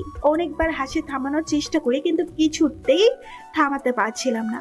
তবুও অনেক কষ্টে হাসি থামিয়ে আমি বলি, আমাদের আবার কি হবে? আগে বল, তোর কি হয়েছে? কি তোকে আবার জিন ভূত ভর করেছে নাকি? আমার কথাই মেঘা কিছুটা বিরক্ত হয়ে বলে, আমাকে কোনো জিন ভূত ভর করতে পারবে না। মাই ডিয়ার ওরপি হাজবেন্ড ওদের ফালুদা করে ছাড়বে। আমরা এবার উচ্চস্বরে হাসতে লাগলাম। অনেক কষ্টে হাসি চেপে রেখে বললাম, তো শুনি, কি আমাদের উডপি দুলাভাই ওই ছেলেটা নাকি রে? শৈতানি মার্কা হাসি দিয়ে কথাটা জিজ্ঞেস করলাম। আমার কথাই মেঘা একটু থতমত খেয়ে বলে, আরে তোরা যা ভাবতেছিস তা না। তো কি শুনি? আরে বুঝোস না, চুরি করতে গিয়ে ধরা পড়ছে। এই লাইগা এত তুতলাইতাছে। আমার কথায় মেঘা একটু খেপে গিয়ে বলে, ওই জুতির বাচ্চা জুতি, তোর এত সাহস কেমনে হয় আমাকে চোর বলার? আমি কোন দিন তোর কি চুরি করছি, হ্যাঁ, যে আমায় চোর বলতেছিস? হিসেব করলে তো তোকে চোর বলা যায়। তুই এই পর্যন্ত আমার ব্যাগ থেকে 238 টাকা চুরি করছিস। আইসে নিজের দোষ আমার উপর চাপাতে, চুন্নি কোথাকার। এই বলে মেঘা হো হো করে হাসতে থাকে। আমি রেগে বললাম, আমি চুরি করছি নাকি? তোকে তো পরে বলে দিচ্ছি। আচ্ছা মানছি আমি না হয় প্রথমে না বলে টাকা নিছি, পরে তো তোকে জানাইছি। আচ্ছা ওইসব বাদ দে, আর বল, ক্রাশ খেলি নাকি ছেলেটার উপর? আমার কথায় মেঘা একটু থতমত খেয়ে বলে, আসলে ক্রাশ খাইছি কিনা জানি না, কিন্তু ভালো লাগছে ছেলেটাকে। ওমা তাই নাকি রে? তুই আবার কবে থেকে ক্রাশ খাস রে? আমি তো জানতামই না। বুঝুস না, তলে তলে টেম্পো চালায়। এই বলে আমরা হো হো করে হাসতে থাকি। বেচারা মেঘা থতমত খেয়ে বলে, তোরা কি শুরু করছিস এখন? আজকে কি বাসায় যাবি না, নাকি ভুটকির মতো নাতকে নিয়ে হাসতে থাকবি? আরে কি করব বল, আজ এত সুন্দর ফিল্ম দেখবো জানতাম নাকি? জানলে তো আমি পপকর্ন, জুস আরো কিছু সাথে আনতাম রে। আমার কপাল চাই খারাপ, না খেয়ে ফিল্ম দেখছি। আরে তানহা বেবি, চিন্তা করিস না, এখন থেকে রোজ ফিল্ম দেখবো। তখন তুই আবার খেতে খেতে ফিল্ম দেখতে পারবি। তাই নাকি রে দোস্ত? আমি তো খুব এক্সাইটেড। ওফ, কখন আবার যে ফিল্ম দেখার সুযোগ পাবো, আমার তো আর সহ্য হচ্ছে না রে। আরে তানহা বেবি কুল কুল, তুই তাড়াতাড়ি আসতে পারিস সিন। আমি আর কিছু বলতে পারি নাই, তার আগেই মেঘা বলে, ওই শাকচুনি, মেকআপের দোকান তোরা থাক, তোদের সিন নিয়ে আমি গেলাম। সত্যি যখন মেঘা চলে যাচ্ছিল তখন আমরাও ওই দিন বাসায় চলে যাই। এইভাবেই কেটে যায় কয়েকটা দিন। এই কয়েকদিন মেঘা ক্লাস শেষ করে তাড়াতাড়ি দৌড় দিত স্কুলের পেছনের রাস্তায়, যাতে একবার হলেও দেখতে পারে তোমাকে। তোমার প্রতি এতটাই আসক্ত হয়ে পড়ে যে একদিন না দেখতে পারলে সারাক্ষণ কান্না করত। খাবার খেত না, ঘুমাতো না, এমনকি নিজের যত্নও নিত না। ওর মতো পাগলামি দেখে আমি তানহাকে বলি, দেখ তানহা, এভাবে চলতে থাকলে মেঘা শেষ হয়ে যাবে। আমি ওর এমন অবস্থা আর সহ্য করতে পারবো না রে। তো কি করব বল? ও তো নিজ থেকে কখনো মেহের ভাইয়াকে কিছু বলবে? তুই তো জানিস মেয়েদের বুক ফাটে, তবু মুখ ফোটে না। রে, কিন্তু আমি তো আর সহ্য করতে পারছি না ওর এমন অবস্থা দেখতে। কি করবি বল? সামনে মেহের ভাইয়ার বোর্ডের পরীক্ষা, এমন সময় কিছু বলা কি ঠিক হবে রে? আরে ধুর, বোর্ড পরীক্ষা তো কি হয়েছে? উনি কি একা বোর্ড পরীক্ষা দেবেন নাকি? কই, ওনাকে তো প্রেমও করে আবার পড়াশোনাও করে, তাদের তো কোনো সমস্যা হয় না। মেহের ভাইয়া সব ছেলেদের মতো না যে প্রেম আর পড়াশোনা একসাথে করবে। হয়েছে, তোকে আর মেহের ভাইয়ার গুণগান গাইতে হবে না। আমি এই কয়েকদিন ধরে কনফিউজ, তুই মেঘার ফ্রেন্ড নাকি শত্রু? জ্যোতি, নিজেকে কন্ট্রোল করে বললাম। আচ্ছা বল, কি করবি তুই এখন? আমি ভাবছি মেঘা যেহেতু কিছু বলতে পারবে না, সেহেতু মেঘা হয়ে আমি মেঘের ভাইয়াকে বলবো। কি? Are you sure Jyoti? Yeah, I am sure. এত বড় সিদ্ধান্ত নেওয়ার আগে আমার মনে হয় মেঘাকে জানানো দরকার। আমি প্রথমে ভাবছিলাম মেঘাকে বলবো না, সারপ্রাইজ দেব, কিন্তু তুই যখন বলতেছিস তাহলে মেঘাকে জিজ্ঞেস করব। চল মেঘাকে জিজ্ঞাসা করি। ওকে চল। এই বলে আমি আর তানহা দুজনেই একসাথে মেঘার কাছে যাই। মেঘার কাছে গিয়ে বলি, কিরে মেঘা, কি করস? কিছু না। ও, এই টাইমে আমার বাসায় যে তোরা? না এমনিতেই। কেন আসতে পারি না? আমি কি একবার বলেছি আসতে পারবি না? আমি তো ভাবছি কিছু বলবি তাই বললাম। ও আচ্ছা বল, কিসের জন্য এই বিকেলে আমার বাসায় আসা? তোরা তো আবার কারণ ছাড়া আমার বাসায় আসিস না। ঠিকই বলছোস, কারণ আছে বলেই আসছি। ও, তো বল কি কারণে আসলি? আগে বল, আমার পুরো কথা শেষ না হওয়া পর্যন্ত তুই কোনো কথা বলবি না? কি এমন কথা বলবি যে তোর কথা শেষ হওয়া পর্যন্ত আমায় অপেক্ষা করতে হবে? যেই কথা হোক তুই বল, আমার কথা শেষ না হওয়া পর্যন্ত কোনো কথা বলবি না। আচ্ছা মেরি মা, আপনার কথা শেষ হওয়া পর্যন্ত আমি কোনো কথা বলবো না। আমি একটা দীর্ঘশ্বাস ফেলে বলতে শুরু করি, মেঘা, তোর এমন অবস্থা আমি আর দেখতে পাচ্ছি না। আমি চাই তুই আমার আগের মেঘার মতো হয়ে যা, যেই মেঘা সবসময় হাসি খুশি ফাজলামি দুষ্টুমি করে। আমি তোকে এমন গম্ভীর দেখতে পারবো না। আমি একটানে কথাগুলো বলে একটা দীর্ঘশ্বাস ফেলে আবারও বলতে লাগলাম, আমি একটা সিদ্ধান্ত নিয়েছি। আমি জানি তুই নিজ থেকে কখনো মেহের ভাইয়াকে কিচ্ছু বলবি না, তাই আমি আজ মেহের ভাইয়াকে তোর পছন্দের কথা জানাবো। এখন তুই বল আমার সিদ্ধান্ত ঠিক কিনা। বর্তমান জুথি একটু থেমে মেহেরের উদ্দেশ্যে বলে, আমার কথা শুনে মেঘা খুশি না হয়ে বরং গম্ভীর গলায় কি বলেছিল জানেন? মেহের ভাইয়া, কি বলছে আমাকে বলো। জুথি একটা তাচ্ছিল্যের হাসি দিয়ে আবার বলতে শুরু করলো, আমার কথা শুনে মেঘা বলে, কি সুন্দর ভাবলি। আমার কথা একবারও কি মেহের দিকতে দেখলি না? ভালোবাসাটা কখনো জোর করে হয় না, নিজ মন থেকে ভালোবাসা আসে। আমি চাই না মেহের কারো কথা শুনে আমার ভালোবাসা উপলব্ধি করুক। যদি তো চাইতাম তাহলে আমার এত অপেক্ষা করার প্রয়োজন ছিল না। এই বলে মেঘা পাগলের মতো হাসতে থাকে।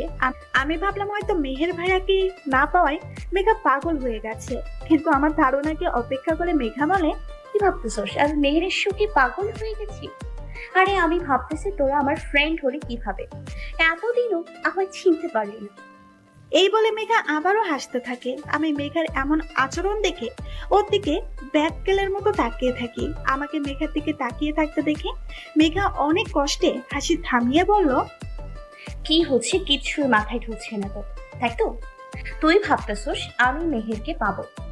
তোর এমন সিদ্ধান্ত দেখে তোকে জড়িয়ে ধরবো, অনেকগুলো পাপ্পি দিব, থ্যাঙ্কস বলবো, আর তুই আমার উত্তরে বলবি ফ্রেন্ডের জন্য এটুকু করতেই পারবো। ফ্রেন্ডের জন্য এইটুকু করতে পারবো না তো ফ্রেন্ড হলাম কিসের জন্য? আরে এইসব ভেবে থাকলে তোর চিন্তা ভাবনা পুরোটাই ভুল। এরপর যা বলে তাতে আমার চোখ কপালে উঠে যায়। মেঘা বলল, তোরা কি ভাবছিস আমি ওকে পছন্দ করি? এই কথা বলবি আর ও নাচতে নাচতে আমাকে প্রপোজ করতে আসবে? আমার বাবার এত টাকা আর আমার মতো সুন্দরী মেয়ে দেখলেই প্রেমে পড়ে যাবে। আরে ও এমন ছেলে না, ও কারো বাবার টাকা আর সুন্দরী মেয়ের প্রতি আকৃষ্ট হয় না।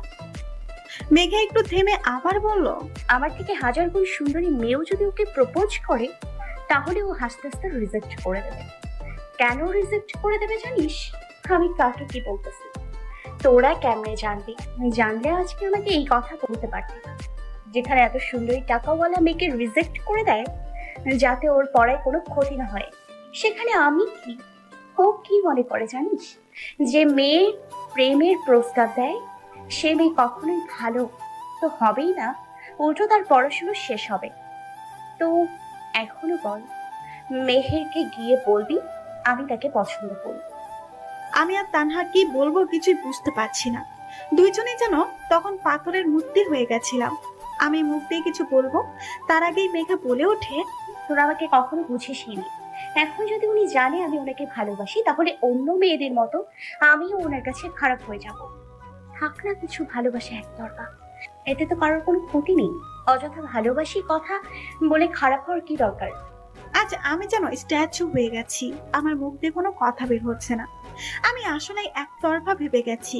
সত্যি যদি মেহের ভাইয়া না মানতো তাহলে তো মেঘা সহ্য করতে পারতো না। আমি তখন আর কিছুই ভাবতে পারছিলাম না, নিজেকে খুব বড় অপরাধী মনে হচ্ছিল। আমি আর কিছু ভাবতে পারি না। আমার ভাবনায় সেট পড়ে তানহার কথায়। তানহা বলে ওঠে, তুই আমার একটু বেশি ভাবতেছস না? যদি এর উল্টো হয় তখন? সবসময় যে খারাপ হয় তা কিন্তু না। এমনও তো হতে পারে ভাইয়া তোকে একসেপ্ট করে নিছে। একবার বলে দেখলে তো কোনো ক্ষতি নাই। তানহার কথায় আমিও সব দ্বিধা ছেড়ে ফেলে বলে উঠি, মেঘা তানহা তো ঠিকই বলেছে, একবার বলে দেখলে তো আর কোনো সমস্যা নেই। আমাদের কথা শুনে মেঘা যে এত রেগে যাবে আমি ভাবিনি। মেঘা রাগে গসগস করতে করতে বলে ওঠে, তোরা যদি মেহেরকে কিছু বলোস তাহলে আমার মরা মুখ দেখবি। আমি কি করব বুঝতে পারছিলাম না। ওইদিকে মেঘার এমন কথা শুনে তানহা ফুপিয়ে ফুপিয়ে কাঁদতে থাকে। নিজেকে কন্ট্রোল করে বললাম, মেঘা পাগল হয়েছিস নাকি? এবার বলছিস কিছু বললাম না। আর কোনোদিন মরার কথা বলে তোকে আর কষ্ট করে মরতে হবে না। আমি নিজেই তোকে মেরে পালি চাপা দিয়ে আসবো। আরো অনেক কিছু বলে বুঝিয়ে শুনিয়ে আমরা নিজেদের বাসায় চলে যাই। এদিকে তোমার ভাইয়া বোর্ড পরীক্ষা শুরু হয়ে যায়, দেখতে দেখতে তোমার পরীক্ষাও শেষ হয়ে যায়। এরপর আর তোমাকে স্কুলে আসাই দেখতাম, এমনকি রাস্তার উলিগুলিতেও তোমার দেখা পাওয়া যেত না। তোমাকে না দেখতে পেয়ে মেঘা প্রচুর ভেঙে পড়ে, ঠিক মতো খাওয়া দাওয়া করে না, নিজের যত্ন নেয় না, স্কুলেও আসতো। এমনকি আমাদের সাথে 15 দিন কোনো কথা বলে নাই, সারাক্ষণ ঘরে দরজা বন্ধ করে ফুপিয়ে ফুপিয়ে কান্না করতো। তোমার এভাবে চলে যাওয়া ও কিছুতেই মানতো না। একদিন আমি আর তানহার ডিসিশন নেই, যেভাবেই হোক মেঘার সাথে কথা বলবো, দরকার হলে সারা দিন রাত অপেক্ষা করবো, তবুও কথা বলে ছাড়বো। যেই কথা সেই কাজ। আমরা সকালে মেঘার বাসায় যাই, অনেকক্ষণ ওর দরজায় টোকা দেয় কিন্তু খুলে না। তাই আন্টিকে বাধ্য হয়ে জিজ্ঞেস করতে আমরা আন্টির কাছে গিয়ে জিজ্ঞেস করি, আন্টি মেঘা এখনো ওঠে নাই? আগে তো ভোরে ঘুম থেকে উঠতো, তাহলে আর এত লেট যে? আন্টি আমাদের কথায় কান্না করতে করতে অস্পষ্ট গলায় বলে, জানি না মেয়েটার কি হয়েছে, ঠিক মতো খায় না, নিজের যত্ন নেয় না, স্কুলে যায় না, কথা বলে না। আমার মেয়েটা কেমন জানি চুপ হয়ে গেছে। আমি আমার মেয়ের এমন অবস্থা আর সহ্য করতে পারছি না। তোমরা আমার মেয়েকে আগের মতো করে দাও। আন্টির কথা শুনে আমরাও আন্টির সাথে কান্না করে দিই। আমাদের কান্না করতে দেখে আন্টি আরো জোরে জোরে চিৎকার দিয়ে কান্না করতে থাকেন। আন্টিকে এমন করে কান্না করতে দেখে আমি নিজেকে কন্ট্রোল করে আন্টিকে বললাম, আন্টি আপনি এইভাবে ভেঙে পড়বেন না, এখন তো আমরা আসছি, দেখবেন সব ঠিক হয়ে যাবে, মেঘাও ঠিক আগের মতো হয়ে যাবে। তোমার কথা যাতে সত্যি হয়। দেখছো তোমরা কখন আমার বাসায় আসছো, আমি এখনো কিছু খেতে দিলাম না। আরে আন্টি এত ব্যস্ত হতে হবে না, আমরা খেয়ে আসছি। তুই বাসা থেকে খেয়ে আসছোস, ভালোই হয়েছে, তোর ভাগেরটা আমি খেতে পারবো। হ খা, শুধু আমার ভাগেরটা না, পুরো রান্নাঘরের সব খাবার খেয়ে ফেল, রাক্ষসী। তুই এটা কি বললি? আমি কি আর ইচ্ছে করে খাবো বলছি নাকি? আন্টি বলছে তাই রাজি হয়েছি। তুই তো জানিস আমি আবার বড়দের কথা ফেলতে পারি না। আন্টি আপনি বলেন, আমি ঠিক বলছি না? একদম ঠিক বলছো, এটা তো তোমারই বাসা, যা ইচ্ছে করবে আমাকে বলবে। আমার প্রতি আন্টির এত কেয়ারিং দেখে তানহা লুচির মতো ফুলছে। আমি তাদেরকে মুসকি মুসকি হাসছি। খাওয়া দাওয়া শেষ করে আন্টির সাথে গল্প করতে লাগলাম। হঠাৎ মেঘার দরজা খুলে। মেঘাকে দেখে আমার চোখ কপালে উঠে গেছে। এই কয়েকদিনে মেয়েটা শুকিয়ে কাঠ হয়ে গেছে, চোখের নিচে কালি পড়ে গেছে। আমি আর তানহা দৌড়ে গিয়ে জড়িয়ে ধরি মেঘাকে, আর কান্না করতে করতে বলি, ওই কুত্তা, আমরা কি তোর কেউ হয় না? কেমনে ভুলে গেলে আমাদের? স্কুলে যাস না, বাসায় সারাক্ষণ দরজা লাগিয়ে রাখোস।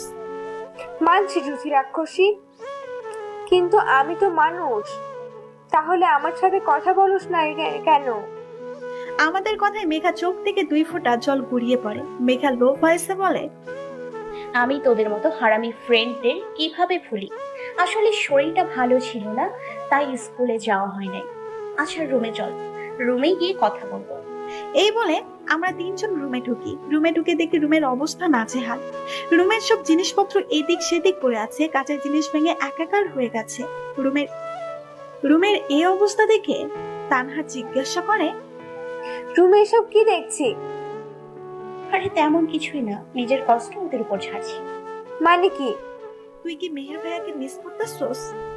মেহেরের কথা শুনে মেঘা নিজের কান্না আর ধরে রাখতে পারে না, ফুপিয়ে ফুপিয়ে কাঁদতে থাকে। মেঘাকে এইভাবে কাঁদতে দেখে ওকে শান্ত করার জন্য বলি, মেঘা প্লিজ কান্না করিস না, দেখিস মেহের ভাইয়া একদিন ঠিক ফিরে আসবে। ও কখনো ফিরে আসবে না রে, আমার ভালোবাসায় ব্যর্থ রে। আমি বোধহয় ওকে কখনো নিজের করে পাবো না। কে বলেছে তোর ভালোবাসা ব্যর্থ? দেখবি মেহের ভাইয়া একদিন তোর ভালোবাসা বুঝবে। আর মেহের ভাইয়াকে নিজের করে পেতে চাইলে আমার কথা শুনে চলতে হবে, না হলে মেহের ভাইয়াকে সারা জীবনের জন্য হারিয়ে ফেলবি। মেহের ভাইয়াকে হারানোর কথা শুনে মেঘা বলে ওঠে, না না, আমি মেহেরকে কখনো হারাতে পারবো না। তুই বল আমায় কি করতে হবে? এই তো গুড গার্ল, তুই তো জানিস যে মেহের ভাইয়া কেমন মেয়ে পছন্দ করে, সো মেহের ভাইয়ার পছন্দ মেয়ে হিসেবে তোকে গড়ে তুলতে হবে। কিন্তু ও আমাকে তাহলে ভালোবাসবে? মেহের ভাইয়া ভালোবাসবে না তো ওনার বাপ ভালোবাসবে। ওই কি বলস? মেহের ভাইয়ার বাপ কেন ভালোবাসতে যাবে? আরে ডায়লগটা একটু ভুল বলে ফেলেছি রে। তুই তো খালি ভুলের ডায়লগ মারবি। এমন অবস্থায় তো তোর ফান না করলেও হয় না। সরি প্লিজ মেরে মা, আপনার এই অবস মেয়েকে ক্ষমা করে দেন। তবে রে, এই বলে আমার দিকে তেড়ে আসে। আমি তোর মা লাগি তাই না? আমাদের এমন কাণ্ড দেখে মেঘা ফিক করে হেসে দেয়। আমরাও মেঘাকে হাসতে দেখে একটা তৃপ্তির হাসি দিই। মেঘা আমাদের কাণ্ড দেখে হাসতে হাসতে বলে, আরে কি শুরু করলি তোরা? থাম থাম, আজকে পেট ফেটে যাবে হাসতে হাসতে। আমি মেঘার দিকে তাকিয়ে বলি, যাক, মহারানীর মুখে তাহলে হাসি ফুটলো। আমি বাবা হাঁপিয়ে গেছি। তাহলে এতক্ষণ সব নাটক ছিল বুঝি? তোদের নাটক করা দেখাচ্ছি, দাঁড়া। এই বলে মেঘা আমার দিকে তেড়ে আসতে থাকে। মেঘাকে তেড়ে আসতে দেখে আমি বলে উঠি, ওই মেঘা, প্লিজ প্লিজ আমার দিকে আর এগোস না। ভয়ে আমার প্রাণ আত্মা পেরিয়ে আসছি রে। আমি আজকে অন্তত আগের মতো ধোলাই দিস না। হে আল্লাহ, তুমি আমায় রহম করো। আমি ভয়ে ভয়ে মেঘার মুখের দিকে তাকিয়ে দেখি মুখটা ফ্যাকাশে হয়ে গেছে, যেন রাজ্যের সব মেঘ এসে ওর মুখে ধরা দিয়েছে। আমি অবাক হয়ে জিজ্ঞেস করি, ওই মুখটা আমার বাংলার পাস্তার মতো করে রাখছিস কেন? না তেমন কিছু না রে, আসলে স্কুলের কথা খুব মনে পড়ছে রে। আমি ওকে কাঁদতে দেখে দৌড়ে ওর কাছে যাই আর বলি, মেঘা প্লিজ এইবার ভেঙে পড়িস না। তুই এভাবে ভেঙে পড়লে মেহের ভাইয়াকে পাওয়ার আশা ছেড়ে দে। আমি মেঘার চোখের পানি মুছে দিয়ে একটা দীর্ঘশ্বাস ফেলে আবার বলতে লাগলাম, তুই কি ভাবিস ভাইয়া তোকে দেখলেই প্রেমে পড়া যাবে? আগে নিজেকে একটু দেখ, কি অবস্থা করছিস চেহারা। এই বলে আমি মেঘাকে আয়নার সামনে দাঁড় করালাম। মেঘা আয়নায় নিজেকে দেখে মনে মনে বিড়বিড় করতে থাকে, আসলেই তো কি অবস্থা হয়েছে চেহারার। এই চেহারায় মেহের তো দূরের কথা একটা কুকুরও পিছু নেবে না। হয়তো বলবি চেহারা দেখে ভালোবাসা হয় না, যদিও মেহের ভাইয়া চেহারা না আদর্শকে পছন্দ করেন। আচ্ছা, চেহারার কথা না হয় বাদে দিলাম, কিন্তু পড়াশোনায় খারাপ হলে মেহের ভাইয়া কখনো তোকে অ্যাকসেপ্ট করবে না। আমার কথায় মেঘা আমার দিকে চঞ্চল চোখে তাকাই। আমি ওর তাকানোকে উপেক্ষা করে আমি বলতে লাগলাম, যেখানে এত সুন্দরী মেয়ে মেহের ভাইয়াকে ঘায়েল করতে পারে নাই রূপ দিয়ে, তার মানে বোঝা যায় ভাইয়া রূপে না গুণে মুগ্ধ হন। আর এটাই তোর সুযোগ মেহের ভাইয়াকে পাওয়ার। তা বুঝলাম, কিন্তু কেমন গুণের কথা বলছস? গুণ মানে তোকে পড়ালেখায় টপে থাকতে হবে, সব সময় নিজের যত্ন নিতে হবে, গরিবদের ভালোবাসতে হবে, মা বাবার অবাধ্য হওয়া যাবে না, সব সময় শালীনতা বজায় রাখতে হবে। এইসব গুণের কথা বললাম কেন জানিস? কেন? কারণ ভাইয়া নিজের লাইফ পার্টনার হিসেবে সেই মেয়েকে পছন্দ করেন যে মেয়ে মা বাবার বাধ্য, কখনো প্রেম নামক ফালতু কাজে সময় নষ্ট করবে না, বড়লোক হলেও গরিবদের ভালোবাসবে, কখনো তাদের তুচ্ছ করবে না, অনেক বুদ্ধিমতী হবে, একজন ব্রিলিয়েন্ট স্টুডেন্ট হবে, অন্যায়ের বিরুদ্ধে রুখে দাঁড়াবে, আর রূপবতীও হবে। তাই ভাইয়াকে পেতে হলে ভাইয়ার পছন্দের মেয়ে হয়ে উঠতে হবে, বুঝলি? মেঘাকে এত কথা বলার পরেও চুপ করে থাকতে দেখে আমি বুঝলাম যে মেঘাকে একটু একা থাকতে দেওয়া দরকার। আমি তানহাকে উদ্দেশ্য করে বলি, তানহা, এখন এখান থেকে চল, মেঘাকে একটু ভাবার সময় দেওয়া উচিত। ঠিক বলছস। আমি আর তানহা দুইজনে একসাথে মেঘাকে বলি, আমরা এখন আসি, আর আমার কথা একটু ভেবে দেখিস। এই বলে আমরা দুইজন চলে যাই। ওইদিকে সারাক্ষণ আমার কথাটা নিয়ে ভাবতে থাকে। এমন কোনো দিন নাই যে আমার কথা ভাবে না। প্রায় 7 দিন পর মেঘা ডিসিশন নেয়, না, আমি আর এভাবে ঘরে বসে থাকবো না। জুথি তো ঠিকই বলেছে, আমাকে মেহেরের পছন্দের মেয়ে হয়ে উঠতে হবে। আমি আজ থেকে শুরু করবো আমার পথ চলা। মেঘা সকালে নাস্তা শেষ করে স্কুলে আসে। আমি প্রথমে মেঘাকে দেখে ভূত দেখার মতো চমকে উঠলাম। আমাকে এইভাবে তাকিয়ে থাকতে দেখে তানহা বলে, কি রে, এইভাবে সামনে তাকিয়ে আসোস কেন? মনে হচ্ছে তোর সামনে কোনো ভূত দাঁড়িয়ে আছে, আর তুই তো তা দেখে ভয় দাঁড়িয়ে পড়ছস। তানহা আমাদের দিকে তাকিয়ে মেঘাকে দেখে অবাক। এই চরম পৌঁছেই পৌঁছে যায়। তানহা এখনো কনফিউজড যে ও সত্যি মেঘাকে দেখছে কিনা। আমাদের এইভাবে তাকিয়ে থাকতে দেখে মেঘা মুস্কি হেসে আমাদের সামনে এসে টুরি মেরে বলে, এইভাবে হাঁ করে থাকলে মশার 14 গোষ্ঠী তোদের মুখে ঢুকে যাবে। মেঘার কথায় আমাদের হুঁশ আসে। আমি মেঘার দিকে তাকিয়ে বললাম, তানহা, আমি যা দেখেছি তুইও কি তা দেখতেছোস? আমি কনফিউজড রে, আমার সামনে সত্যিই মেঘা দাঁড়িয়ে আছে কিনা। তুই তোর কনফিউজ নিয়ে থাক, আগে আমায় একটা চিমটি কাট, তারপর বক বক বক বক কর। তানহা চিমটি কাটার আগে মেঘা অনেক জোরে চিমটি কাটে। আমি ব্যথায় চিৎকার করি, আউফ! কেউ এভাবে চিমটি কাটে? পুরো মাংস উঠিয়ে ফেলতো রে। আম্মু, তুমি তোমার মেয়েকে এই দুষ্টু ডাইনের থেকে বাঁচাও। কি হলো, বেশি লাগছে বুঝি? আহারে বেচারি। দোস্ত, তুই তার মানে সত্যি আমার সামনে? আমার তো বিশ্বাসই হচ্ছিল না। ও তাই নাকি রে? তাহলে তোকেও একটা চিমটি কাটি। তোর সব কনফিউজ দূর হয়ে যাবে দেখিস। না না, তার দরকার নাই। আমার বিশ্বাস হয়েছে যে তুই আসছস। যাক, তোদের তাহলে বিশ্বাস করাতে পারলাম। আমি আর তানহা দুজনেই বারবার অবাক হচ্ছি। যে মেয়ে স্যারদের লেকচার শুনলে বলতো গরু হাম্বা হাম্বা করছে, সেখানে এত মনোযোগ দিয়ে স্যারের কথা শুনছে, সবার সাথে শালীনতা বজায় রাখছে, ঠিক মতো পড়া শিখে আসছে, কোনো বেয়াদবি করে না। এক কথায় বলতে গেলে একটা আদর্শ মেয়ে হিসেবে পারফেক্ট। এইভাবে মেঘা এক অন্য মেঘায় পরিণত হয়। কিন্তু দিন যত যাচ্ছে মেঘা তত রাগী হয়ে যাচ্ছে। মেঘের কাজের সময় কেউ ডিস্টার্ব করলে ও ক্ষেপে যায়, ওর দিকে কেউ কুনজরে তাকালে ওর অবস্থা খারাপ করে ফেলে, আর খারাপ কথা বলে সে সেখানেই শেষ। ওর রাগ শুধুমাত্র আপনার কথা বলে শান্ত হতো। ও আপনাকে আজও ভুলে নেই। আমরা ওকে অনেকবার বলছি আপনাকে ভুলে যেতে, কিন্তু ওর একটাই কথা, ও প্রেম করলে আপনার সাথে করবে, নয়তো সারা জীবন কুমারী হয়ে থাকবে, তবুও অন্য কাউকে ভালোবাসতে পারবে না। বর্তমান মেঘার জীবন কাহিনী শুনে সবার চোখে পানি টলমল করছে। মেহেরের চোখ দিয়ে তো অজস্র পানি পড়ছে। জ্যোতির মুখে একটা তৃপ্তির হাসি ফুটে ওঠে। এই ভেবে হয়তো ভাইয়া এবার মেঘাকে মেনে নিবে। মেহের নিজের চোখের পানি মুছে মৃদু কণ্ঠে জিজ্ঞেস করে, জ্যোতি, তোমার কাছে কি মেঘার ক্লাস 6 এর পিক আছে? মেহেরের কথা শুনে জ্যোতি অবাক। স্যার মেঘার এত আগের পিক কেন চাইছে? মেহের আবার বলে, কি হলো, পিক আছে তোমার কাছে? হ্যাঁ হ্যাঁ স্যার আছে। ওকে, তাহলে ফোনটা বের করে পিক দেখাও আমায়। মেহেরের কথায় পুরো ক্লাসের স্টুডেন্ট অবাক। জ্যোতি আর তানহা তো অবাকের শীর্ষমুখী। সবাই এভাবে তাকিয়ে থাকতে দেখে মেহের ধমকের সুরে বলে, এভাবে ভ্যাবলার মতো তাকিয়ে না দেখে বাসায় চলে যাও। আর কি মনে করেছো তোমরা যে ক্লাসে ফোন নিয়ে আসো তা আমি জানি না? আজ তোমাদের আর ক্লাস করতে হবে না। আর হ্যাঁ, আজকে যা যা শুনেছো তা নিজেদের মধ্যে রাখবে, কোনো এদিক সেদিক যেন না হয়। Understand everyone? Yes sir, we are better, understand. এরপর সবাই এক এক করে চলে যায়। তানহা আর জ্যোতি চলে যেতে নিলে মেহের বলে ওঠে, তোমাদের আমি যেতে বলেছি। জ্যোতি আর তানহা মেহেরের চোখের দিকে তাকিয়ে ভয় পেয়ে যায়। জ্যোতি ভয়ে আমতা আমতা করতে করতে বলে, না হ্যাঁ স্যার, আপনি তো বলেছিলেন আর আজ ক্লাস করতে হবে না, সবার ছুটি, তাই চলে যাচ্ছিলাম। আমি যাতে তোমাদের সাথে আলাদাভাবে কথা বলতে পারি তার জন্য এত রিস্ক নিয়ে ক্লাস ছুটি দিয়ে দিছি। আর তোমরাই চলে যাচ্ছ? সরি সরি স্যার, আসলে আমরা বুঝতে পারি নাই। আরে রাখো তোমাদের আসল আর নকল। আগে মেঘার ক্লাস 6 এ থাকতে পিক দেখাও। জ্যোতি ভয়ে তাড়াতাড়ি ফোন বের করে দেয়। ফোন হাতে নিয়ে মেহের রাগী চোখ দিয়ে জ্যোতির দিকে তাকায়। জ্যোতি ভয়ে ভয়ে বলে, কি হয়েছে স্যার? মেহের রাগে গজগজ করতে করতে বলে, তোমার মাথায় কি গোবর ছাড়ার কিছু নাই?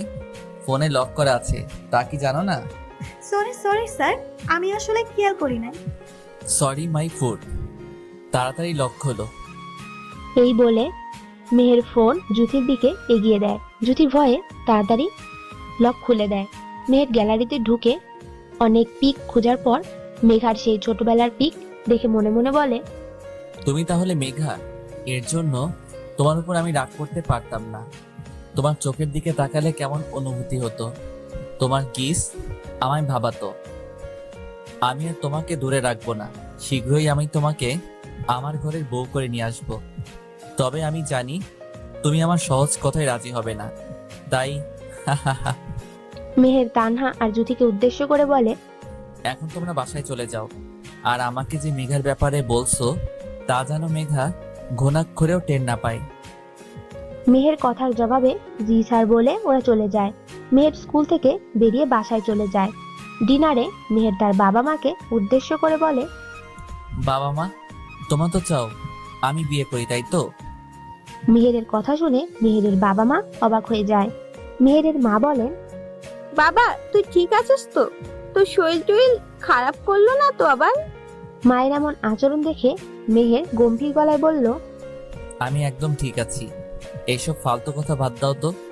আমি যা বলছি শোনো। আমি এতদিন বিয়ে করতে চাই নাই, কারণ আমি আমার মেঘ পাখিকে ভালোবাসতাম বলে। কিন্তু জানো, আমি লন্ডনে চলে যাওয়ার 5 বছর পর দেশে ফিরে মেঘকে অনেক খুঁজছি, তবু পাই নাই।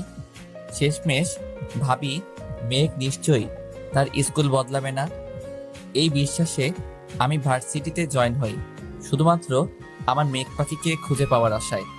আজ আমি আমার মেঘ পাখিকে খুঁজে পেয়েছি, আর আমি ওকে অনেক ভালোবাসি।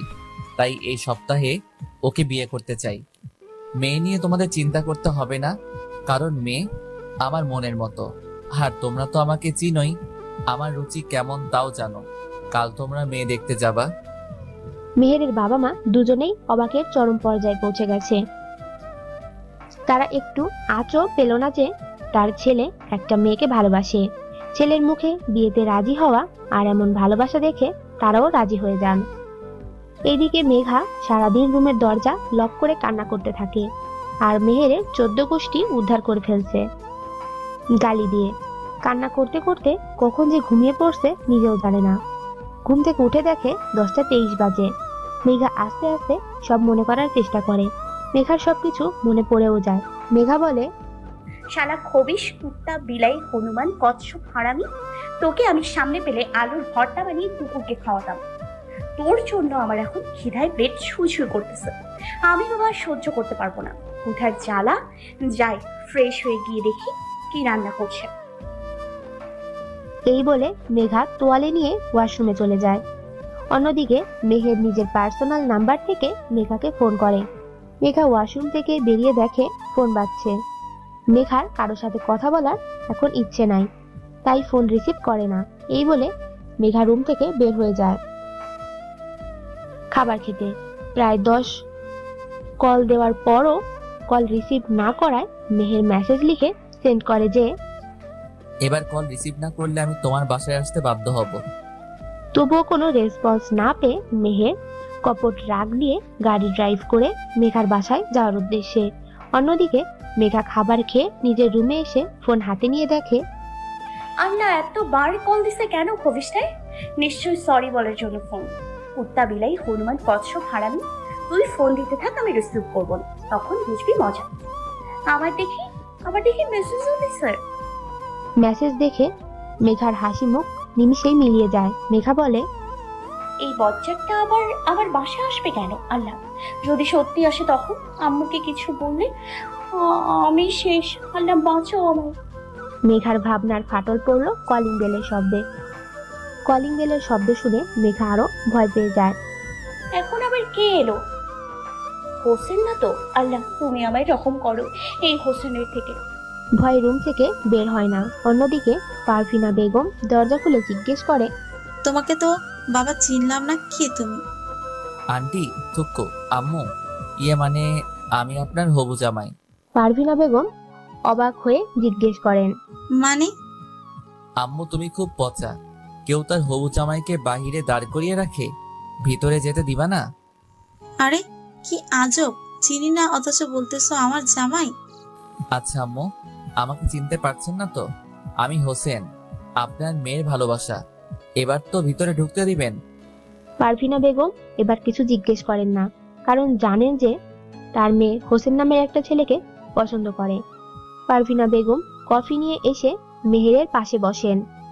মেহের কফি খেতে খেতে পারভিনা বেগমকে সব কাহিনী বলেন। পারভিনা বেগম বিয়েতে রাজি হন। তারপর জামাই প্লাস শাশুড়ি মিলে অনেক হাসাহাসি করে। অনেক হাসাহাসি শব্দ শুনে মেঘা বলে, কি ব্যাপার, এত হাসতেছে কারা? তার মানে কি হোসেন আসে নাই? গিয়ে দেখবো কি না, যদি হোসেন আসে তখন? এইভাবে দ্বিধাদ্বন্দ্ব করে মেঘা শেষ পর্যন্ত দরজা খুলে ড্রয়িং রুমে তাকায়। ড্রয়িং রুমে হোসেনকে দেখে যেই দরজা আটকাতে যাবে অমনি পারভিনা বেগম বলে ওঠে, কিরে মেঘা, ওখানে দাঁড়িয়ে আছিস কেন? এদিকে আয়। ধুর, কেন যে আমি দরজা খুলতে গেলাম? এখন কথা না শুনলে তো সন্দেহ করবে, তার থেকে ভালো যাই। এই বলে মেঘা পারভিনা বেগমের পাশে এসে বসে। পারভিনা বেগম ওদের মনোমালিন্য দূর করার জন্য কাজের ছুতো নিয়ে চলে যান। পারভিনা বেগম চলে যেতেই মেহের বলে ওঠে, ভালোবাসো আমায়? বিয়ে করবে আমায়? মেহেরের কথা শুনে মেঘা অবাক হয়ে যায়, আবার মনে মনে খুশিও হয়। মেঘা মনে মনে বলে, আমি কি স্বপ্ন দেখছি নাকি এটা বাস্তব? জানি তুমি আমায় খারাপ ভাবছো খুব, আর এটাও ভাবছো সবার ক্রাশ বয় তোমাকে কেন এইসব জিজ্ঞাসা করছে। মেহের থেমে যায়। মেহেরকে থেমে যেতে দেখে মেঘা বলে ওঠে, কি কারণ? মেঘার জানার কৌতূহল দেখে মেহের মুচকি হেসে বলল, কারণ কারণ এই যে আমি তোমাকে তোমার প্রেমে পড়ার 1 মাস 13 দিন 7 ঘন্টা 23 মিনিট আগে থেকে আমি ভালোবাসি। অতীত, একদিন তুমি একটা ছেলের হাত মুচকে দিয়েছো তোমার হাত ধরার কারণে। তুমি ওকে লাঠি দিয়ে প্রচুর পিটাও আর বলতে থাকো, তুই জানোস আমি তোকে পছন্দ করি না, তবুও তুই আমার পেছনে ঘুরোস। অনেকবার ওয়ার্নিং করেছি, মানুষ নাই। আমি কোনো ঝামেলা করতে চাই না দেখে তোকে এতদিন সহ্য করেছি, কিন্তু তুই আজ সীমা লঙ্ঘন করে ফেলছোস। তুই দেখছোস আমি তোর প্রপোজ অ্যাকসেপ্ট করি নাই, কারণ তোকে একবারও ছেড়ে দিয়েছিলাম। কিন্তু তোকে আমার ছাড়া উচিত হয়নি। তোর সাহস খুব বেড়েছে, তুই আমার হাত টাচ করছোস। ছেলেটার এমন বেহাল অবস্থা দেখে একটি মেয়ে এসে বলে, মেঘু চল এখন, ছেলেটাকে পরে দেখে নেব, ক্লাসের সময় হয়ে গেছে। যা মার দিছি অন্তত আর পেছনে লাগবে না, আবার আসলে আর বাঁচবে না। এই বলে তুমি চলে যাও। আমি তোমার সেই রাগী চেহারার প্রেমে পড়েছিলাম। তোমার অন্যায়ের বিরুদ্ধে রুখে দাঁড়ানোর দৃশ্য আমাকে ক্ষত বিক্ষত করেছে। আমি তখনও বুঝি নাই আমি তোমাকে ভালোবাসি। যখন আমি এসএসসি পরীক্ষায় A+ পাই, বাবা মা আমাকে লন্ডনে পাঠায়। ওখানে যাওয়ার পর তোমার প্রতি আমার ভালোবাসাটা বুঝি। তারপর থেকে প্রতিদিন তোমার কথা ভাবি। এইভাবে 5 বছর কেটে যায়। দেশে এসেও তোমাকে আমি প্রচুর খুঁজেছি। জানো, তোমাকে আমি যখন প্রথম দেখি তখন আমার মেঘ পাখির কথা মনে পড়ে যায়। ও ঠিক এভাবে গালি দিত।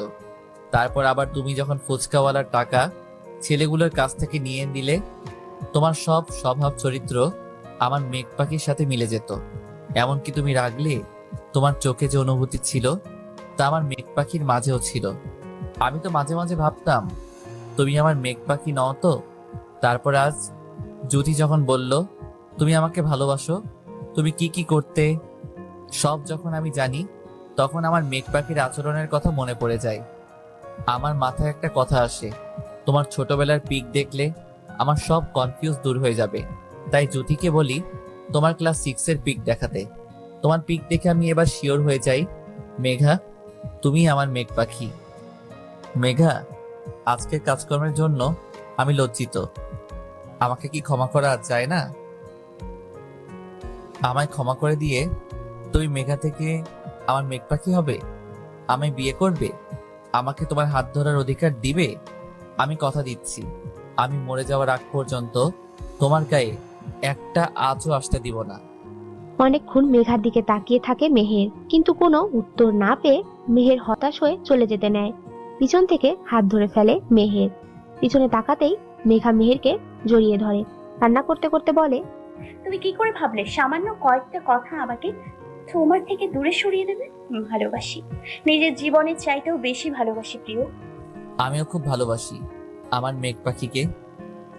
কিছুদিন পর মেঘা আর মেহেরের বিয়ে হয়ে যায়। এখন তারা জমিয়ে সংসার করছে। আপনারা আবার তাদের সংসারের দিকে নজর দিবেন না, দোয়া করবেন তাদের জন্য।